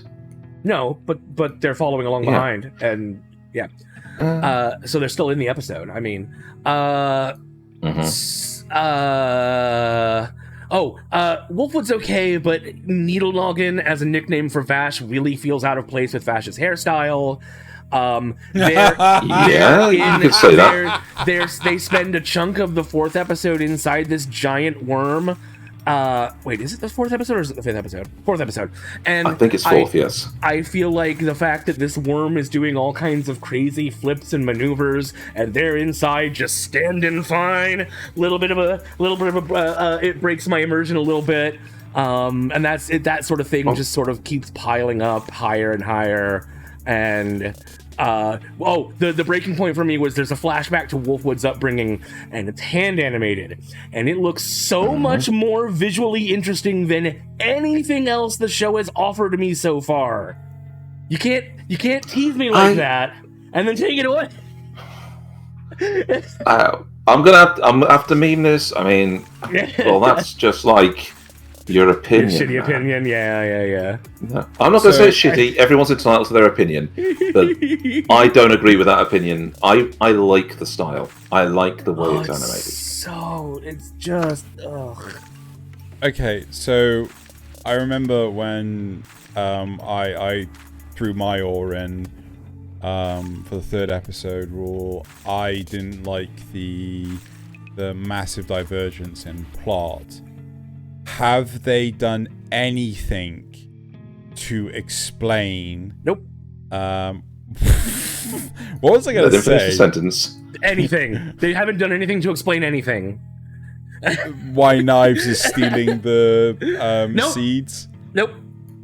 Well, the plants. No. Yeah. But then again, they didn't explain that for a long point in the other one. In the first one. I'm actually liking the fact that I'm treating this as its own separate series. I'm liking the fact that they've revealed a lot more about some of the characters early on than they ever did. We know where the gung-ho guns are coming from, and we've seen we know Wolfwood's backstory, people interacting. Zazie the Beast, yeah. Yeah, but I feel like a lot of that's coming too. Like, you should not know that Wolfwood is the bad guy this soon. No, but that's the thing. I think this is why they're diverging from the plot so much. It's so that they can do something different with the character. We know that Wolfwood's the bad guy. Does Vash know Wolfwood's the bad guy? No. He says no, but I assume he suspects. Yeah, after this 6th episode, I think there's a suspicion there because, especially because the other guy was also using cross guns. The enemy in the 6th episode is somebody that Wolfwood knows is trying to kill everybody and is actually using similar weapons. Yeah. Okay. So no, I think Vash knew beforehand, but he's trying to give Wolfwood the benefit of the doubt because that's who Vash is. That's definitely again. I don't mind a lot of that stuff. It's just a lot of other stuff that's like a lot of other annoyances that are piling up. Little things for me. So my question is, like, you say that's who Vash is.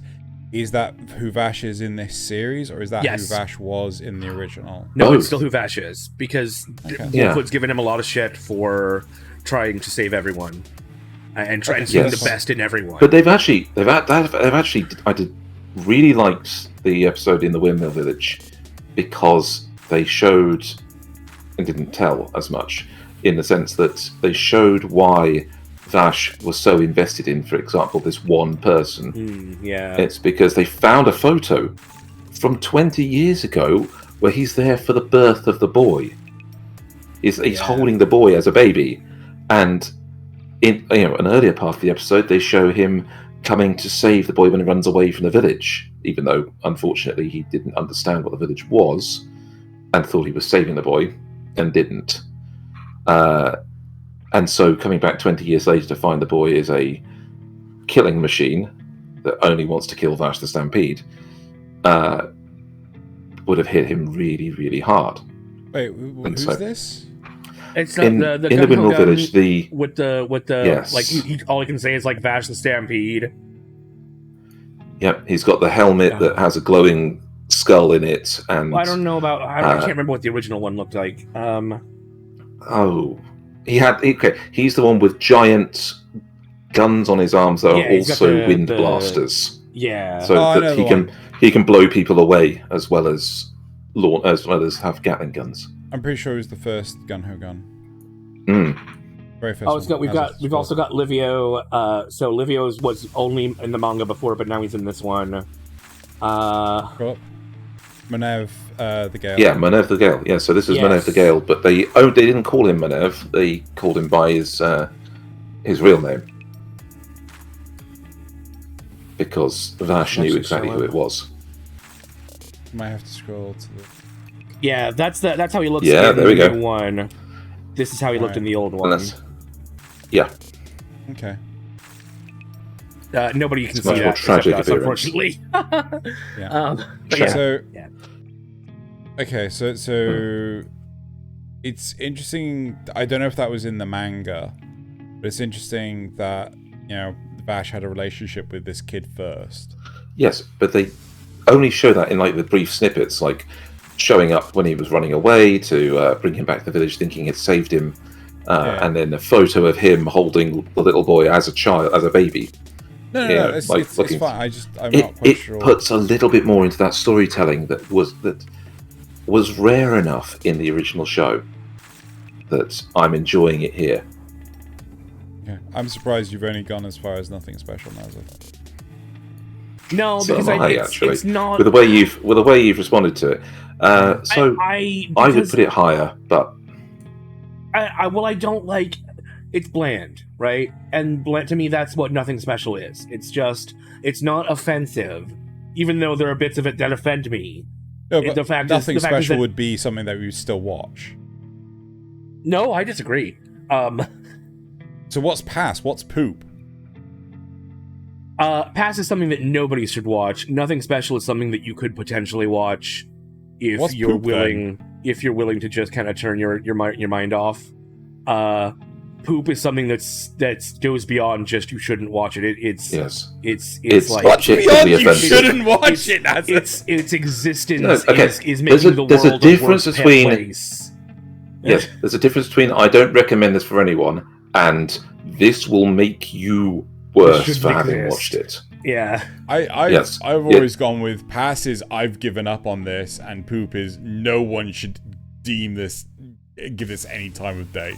Okay. Either way. So, yeah. Anyway. Right. I don't think Nasuth and I are going to agree on this one. No. Yeah, if I were in your shoes, I'd give it a pass. Yeah. Nasuth bringing the hot takes this episode. Yeah. Really is. What can I say? Arguing with both of us. Alright. You ready? So, it's my last one. Yeah, my last one is The Legend of Vox Machina. And this won't be coming back for the 12th episode because it's already out the 12th episode. Well, they released them in sets of 3. So this is the entire season review, and I loved this. This is a must-watch. The premise that they started with the original of doing a actual animation based on a Dungeons and Dragons campaign has just been taken further and better than it was before.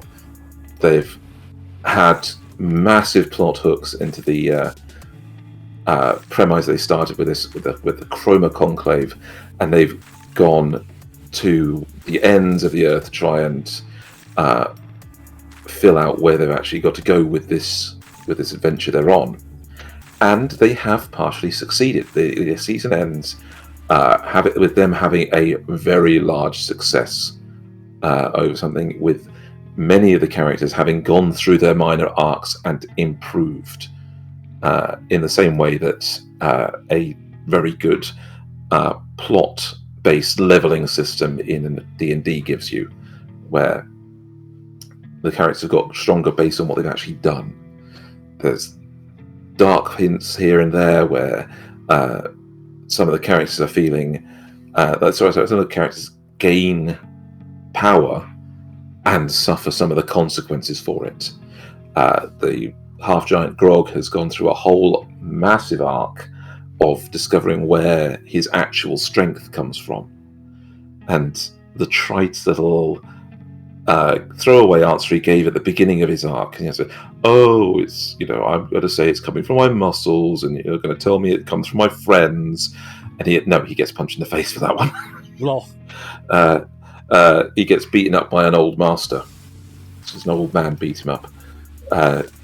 But he actually functionally loses his strength for a good portion of the show, and is like noodle arm half giant for a good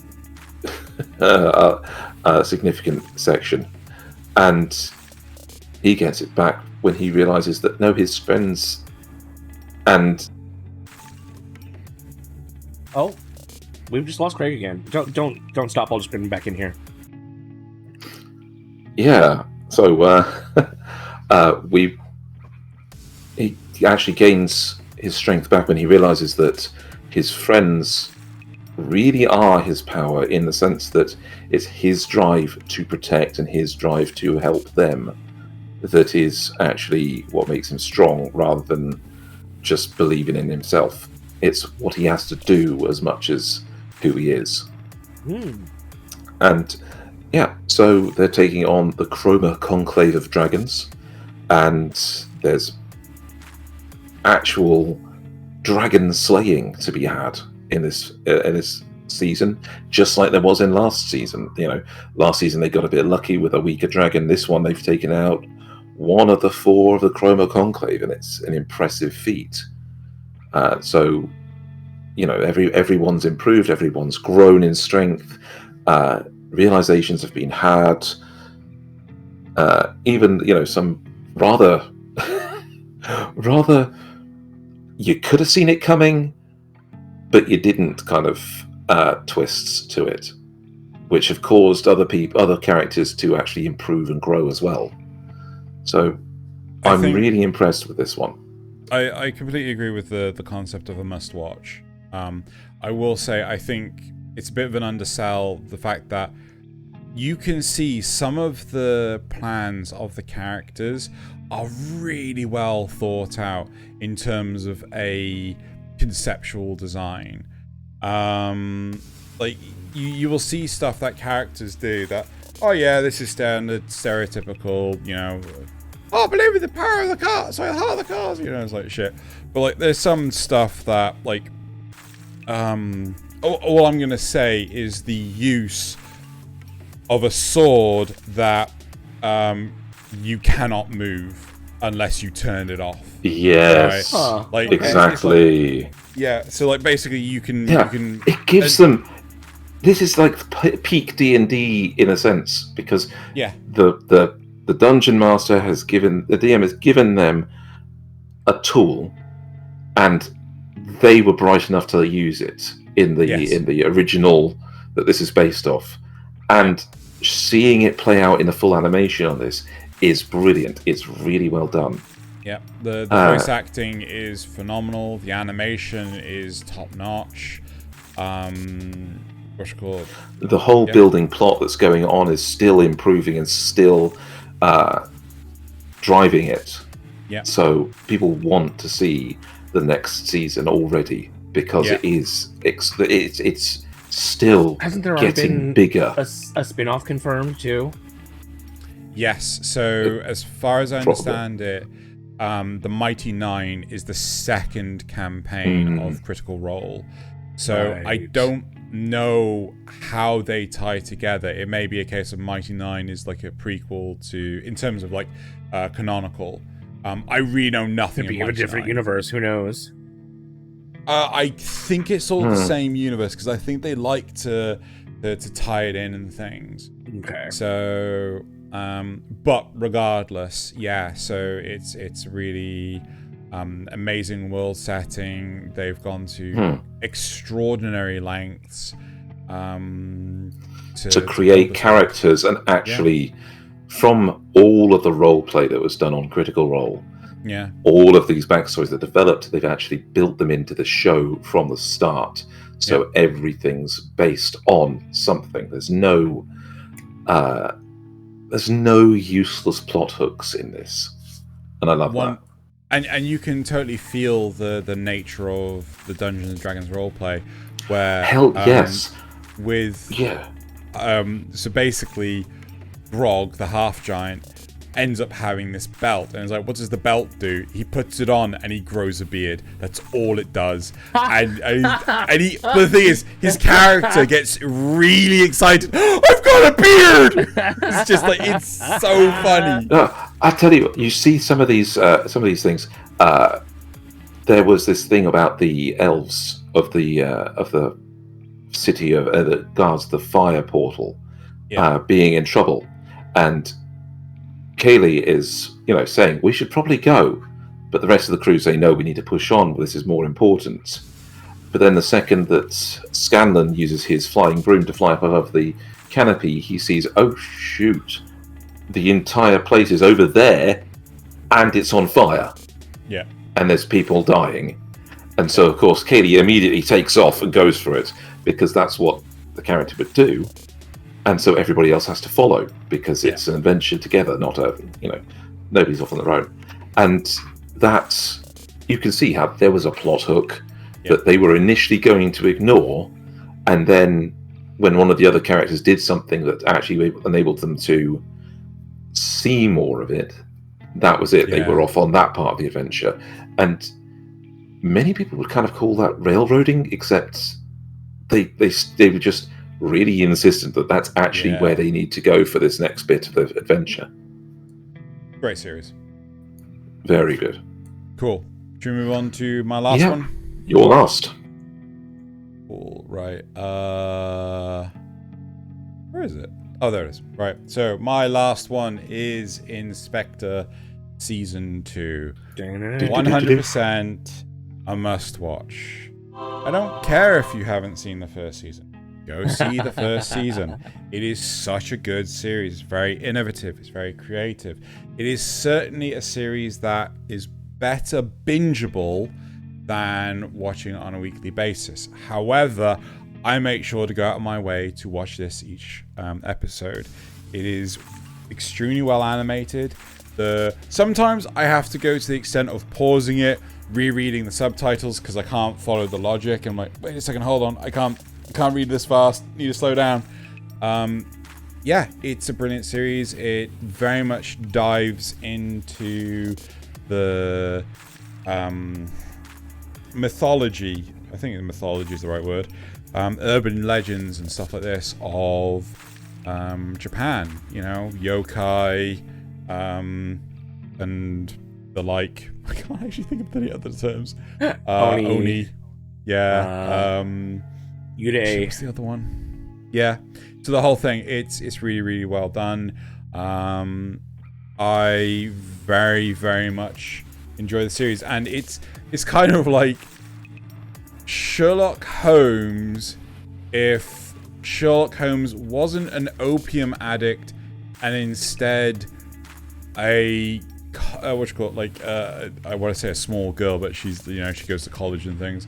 A short ass. Who has been forcibly made into an avatar.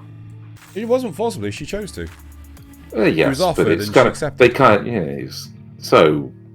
Yeah. But it's there's a little bit there that she probably might not have agreed if she knew that it meant losing an eye and a leg. Oh, she did know. Oh, stop it. I'm pretty sure she did. Anyway, regardless, you should go see the series. It's an excellent series, extremely well animated. I love this. So that there's, we'll talk about the story between, the Frost Spirit. I can't. What's her name? It's the Oni. No, the Yuki Onna. That's the one. The Yuki Onna, who basically falls in love with this human, and good job. The best thing I love about this is the fact that yokai, oni, whatever you want to call them, spirits have no concept of time. And she wanted to go in front of the police and say that, this guy, her love interest had had an alibi. He was not at the scene of a crime, and when the goddess said to the guys, look, they have no concept of time. So if you ask them how many days ago was Friday, they would just be confused. And and she was like, what's a Friday? It's brilliant how well it builds up the world and everything. It's an excellent series. I will say the first series suffers a little bit by one of the stories taking a very long time. I think it's like half the season. But if you are able to binge it, it's totally worth doing. this season is thus far different. 6 episodes. We've had 3 or 4 stories. I think I want to say 4 stories. So again, it's a brilliant series. Honestly, if you're sleeping on it, Agreed. you need to wake up. Yep, absolutely. So we end on a strong note for the for Sorry, woke these. up. I'm kidding. Yeah, you better watch Sleeping on it. It is on my list. It is on my list. Yeah. To be fair though, I needed to catch up because I was watching Chaika, the Coffin Princess, and I was just like, I made a mistake of going back to something very old. I went back to Galactic Football for 17, 18 episodes this week. Yeah. Right. But it is a ridiculous show and does bear watching. Cool. Probably not binging when you're trying to watch other shows. Yeah. Are we moving on? So, right. let us move on. To the supporter questions. Supporter questions. Right, so Zrugel says, before we start the supporter questions, I just want to thank everyone for listening to our podcast so far. We really appreciate all the likes, comments, and that everyone leaves on these episodes. And I hope you enjoy the infighting between Nasuth and I. He's wrong, but I can appreciate it. Yeah, wow. I'm going to bap you both on the head in a bit. I really am. Both of you. Zrugel also asks, if you could be Hypnotoad for a day, what anime would you have people watch? Probably the Guyver. Because I really want a second season of that. I really want that to finish. Come on! Oh, the manga has 31 volumes, or is it 32 volumes? It has a number of volumes that just haven't been turned into anime. I'm going to shut up now. Yeah, there you go. Bubblegum Crisis Tokyo 2030. 40. No, is it 40? Yeah. Yeah, the newer one of the lot.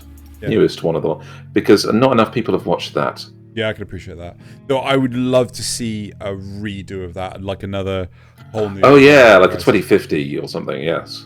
Well, no, it's not just that, but it's just a case of like newer animation, because it was in the early days of digital anime where Gundam Seed looks like butt.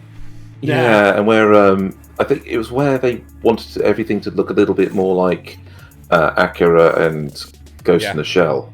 Of course they did. No, this needed more of a unique style to it than it had. Also, if you want to laugh, right, just to throw this out there, the enemy robots are called boomers. Yes. Anyway. Speaking of, Nasuth, what's yours? Futurama. You say Futurama? Yeah. Why would you pick Futurama over Cory in the House? Right. Anyway, Nasuth without emojis. Now that we're halfway through the season, is there a show that has surprised you either by being better or worse than you thought it'd be? Mine is Campfire Cooking. I was surprised. Okay, I was going to say definitely Handyman Saitou. Yeah. Yeah, that one just ramped, and I was utterly surprised by the difference. Honestly, Kaina and Mononogatari kind of surprised me too, because I thought they would just descend into really, boring sort of stuff, but they haven't so far. Yeah. Then we've got Obscure Alcohol Brand asks, out of the many intro and outro musics you've listened to this season, regardless of overall anime standings, which one of them have you enjoyed the most? Oh shit. Honestly, none of them have really stood out to me. Honestly. Ah. Well, no, so you didn't enjoy any of them? I mean, because I didn't... some of them, because a lot of them didn't stand out to me, but I enjoyed some of them. Skip them. So, because they just don't, and they don't rouse me, I think the outro to Ningen Fushin just makes me feel happy. It's a nice little bouncy song. So I think even though it's not a great song compared to some of the others we've had in previous seasons, it's still, for me, it's the standout best. I'm gonna say, though I can't remember it well, I think the Nier Automata one. Fair. Yeah, fair. Yeah. I didn't think about that Like one. out of all of them, I can at least As an intro, remember. the intro one, not the outro. I can't remember the outro, so yeah, it's got to be the intro. But like, out of all the ones, I'm looking at my Goober, and I'm like, I don't remember what that one is. Oh, Buddy Daddies had a pretty is. good. Actually, despite the fact that Buddy Daddies was a terrible anime, it had a pretty decent opening. Yeah, it's gonna have to be Nier Automata for me. It's the only one I can remember. Well, That's typically a sign. Right, okay, and then obscure alcohol brand. Since Handyman Saitou is becoming a favorite among the cast, what other ordinary skills do you think would have been worth far more in a fantasy world than they would be in this one? Plumber. Ooh, What? yes. Plumbing? Yes, Yeah, plumbing. Make the plumbing. Okay, that I give you Yeah. that, right? So an actual plumber, as in a plumbing fitter. That's awesome as a would concept. I would just say like a general engineer. Like, I mean, if you can make a dynamo, which is not particularly hard, it's basic physics. Like, oh yeah, here's a light bulb. Yeah. I'm going to go for my profession. I think printing. Oh Yeah. yes, Yeah. yes, Because 100% agree. Inventing the printing was press. a massive and- revolution. Yeah. Yeah. Yeah, So, because I know enough about the actual process of printing that I could actually make a hand press yeah, that can even print in color. yeah. You know, if I got the right Yep. dyes. Yep. But also, think about it in a fantasy world. Imagine if you could print magic scrolls. Oh Yeah. yeah, no, I completely agree Yeah. with that. Yeah, Yeah. it's- the oh crap, I had another one. Again, pens, just like ballpoint pens and things, because before pens were widely available, only people that could afford quills and things, you know, were the only ones that were Or could make them properly, yes. Yeah. And, could afford that time.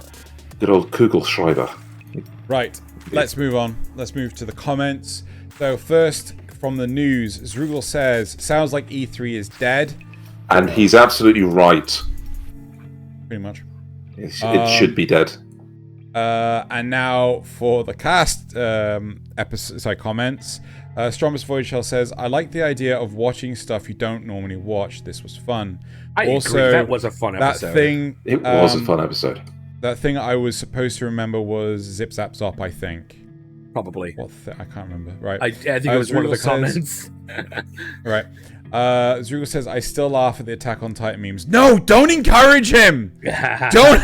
Anyway, because at this point, it's just funny how Nasuth keeps finding more of them. The thing is, it's not that hard because they are literally a daily Irwin meme. The problem is finding ones that are Really are. that are halfway funny. New-ish. Yeah. Yeah. And then we've got Zip Zop Zap. Lord Marksman sounds pretty fun, so pretty cool. I consider picking it up if my watch list wasn't already so full. Actually, the one I did finish... The plaintive cry of the weeb. Yeah, the one I did end up finishing was Coffin Princess, Chaika. I really enjoyed that, though it's quite clearly they ran out of budget for the last, 3 episodes and crammed it into one. Oh, But that's a it was shame. Good. It was really good. I really enjoyed it. I really enjoyed it, and kind of wish it would have had more, but regardless. Okay, so it's time for the memes. Yes, of course you can always find more memes at twitter.com/Kanpai_cast, where Xeno generally serves up 3 fresh, hot, steamy memes a day. Memes. Memes. Right, so... Jesus Christ, man. A simple-minded boy who loves boobs hits his lowest point before being rescued by a dummy mommy redhead who takes him under her care. He's able to turn into a monster form thanks to being linked with a powerful entity, and then he teams up with a blonde girl and cool swordsman, all led by the redhead he also falls in love with, although whether she reciprocates will be revealed later to fight evil deeds together. Corbett would like you to find the difference between these two shows. Oh, let's not. Let's. Oh. I can find The some voice notably of- large differences. The voice of someone that's read the manga. Lol. Yeah. How many hot bastionechans are there, and how much am I going to like these girls? The question we all ask. when That is the starting question we all ask. anime. Yep. Okay. Oh, yummy. Good, POV, an American has ended up in an isekai anime. Oh my god. Yeah.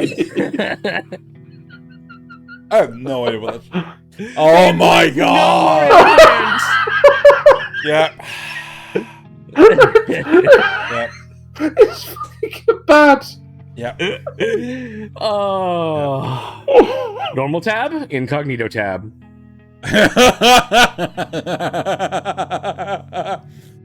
Yep. And finally from me. Wait, Oh, that's fuck not. off. No, that's not. No. That's not the right one. Isn't it? No. You put it under one of the others. Did you save it? Oh no. Do you, Oh, Nasuth. Do you want to hit? Did you put it under one of mine by accident, or? We're gonna pause. I do not have any memes this time, so sorry about that, gents. Ah, There we voila. go. There we go. What does this mirror do, Professor? Oh. It shows us nothing more or less than our deepest, most desperate desire of our Yep. hearts. Oh no, Yeah. Melona, Yeah. Melona. Oh. Lol. Isn't that Queen's Blade? I have no idea. I think the series is called That- Queen's Blade. I'm not entirely sure. This is the extreme form of hand bra. Yes. Yeah. Yes. Yes. Right. At the same time, I love it because I am a degenerate. You Okay, are. moving on to my first meme. Okay. Oh, it's- Can I rent me? Can I rent a girlfriend? Mom. No, get a girlfriend from your school. Girls at my school. Yeah. Somehow, this is a trend I can get behind. yeah. What, in the street? Yes, catch me out there in a long skirt and Sailor Fuku. I'm Yeah. pretty sure 3 and 4 are JoJo memes, but anyway. Yes. My second one. What? Where is the Titan? I can hear. Oh my god! Legend of two final parts, apparently, is where it is. Right. List the most feared military organizations. Taiwan Rock, Danish Frogmen, French Special Forces, the Disciplinary Committee. Yup. Terrifying. Right. Number 4. I could not. I just couldn't. Come on. I had to put that one in. It's just like What? It's just 2B. Why? Just repeatedly. I don't know why. It just made me laugh. It does, but why? Xeno, have you seen there's an entire Twitter account that's devoted now to drawing 2B and 9S as a small dog and a giant snow leopard? No. What? I shall find it for Why? next time. Okay. My 5th meme. The rogue, the cleric, the wizard, the fighter, you, the dungeon master. Yeah. Yeah. Yeah. Completely understandable. Alright, and then my last meme. Grab her waist, pull her close, lift her up. German suplex! Hell yeah. It's the only way to do it. After last week's dive into Quality Rising has put a whole new spin on the German suplex for me. Yep. Yes. It must be performed on all waifus at some point. Oh, Lol. anyway, that is it for this week's episode. We don't actually know what's coming out next week as of yet. We'll figure it work out. that out during We'll the course figure of it this week. Yeah. But thank you very much, everyone, for watching/listening. Now it's time to bottoms up and Kanpai! Kanpai! Where's your drink? I don't. His hands don't work. His hands don't work. There you go. God, bye.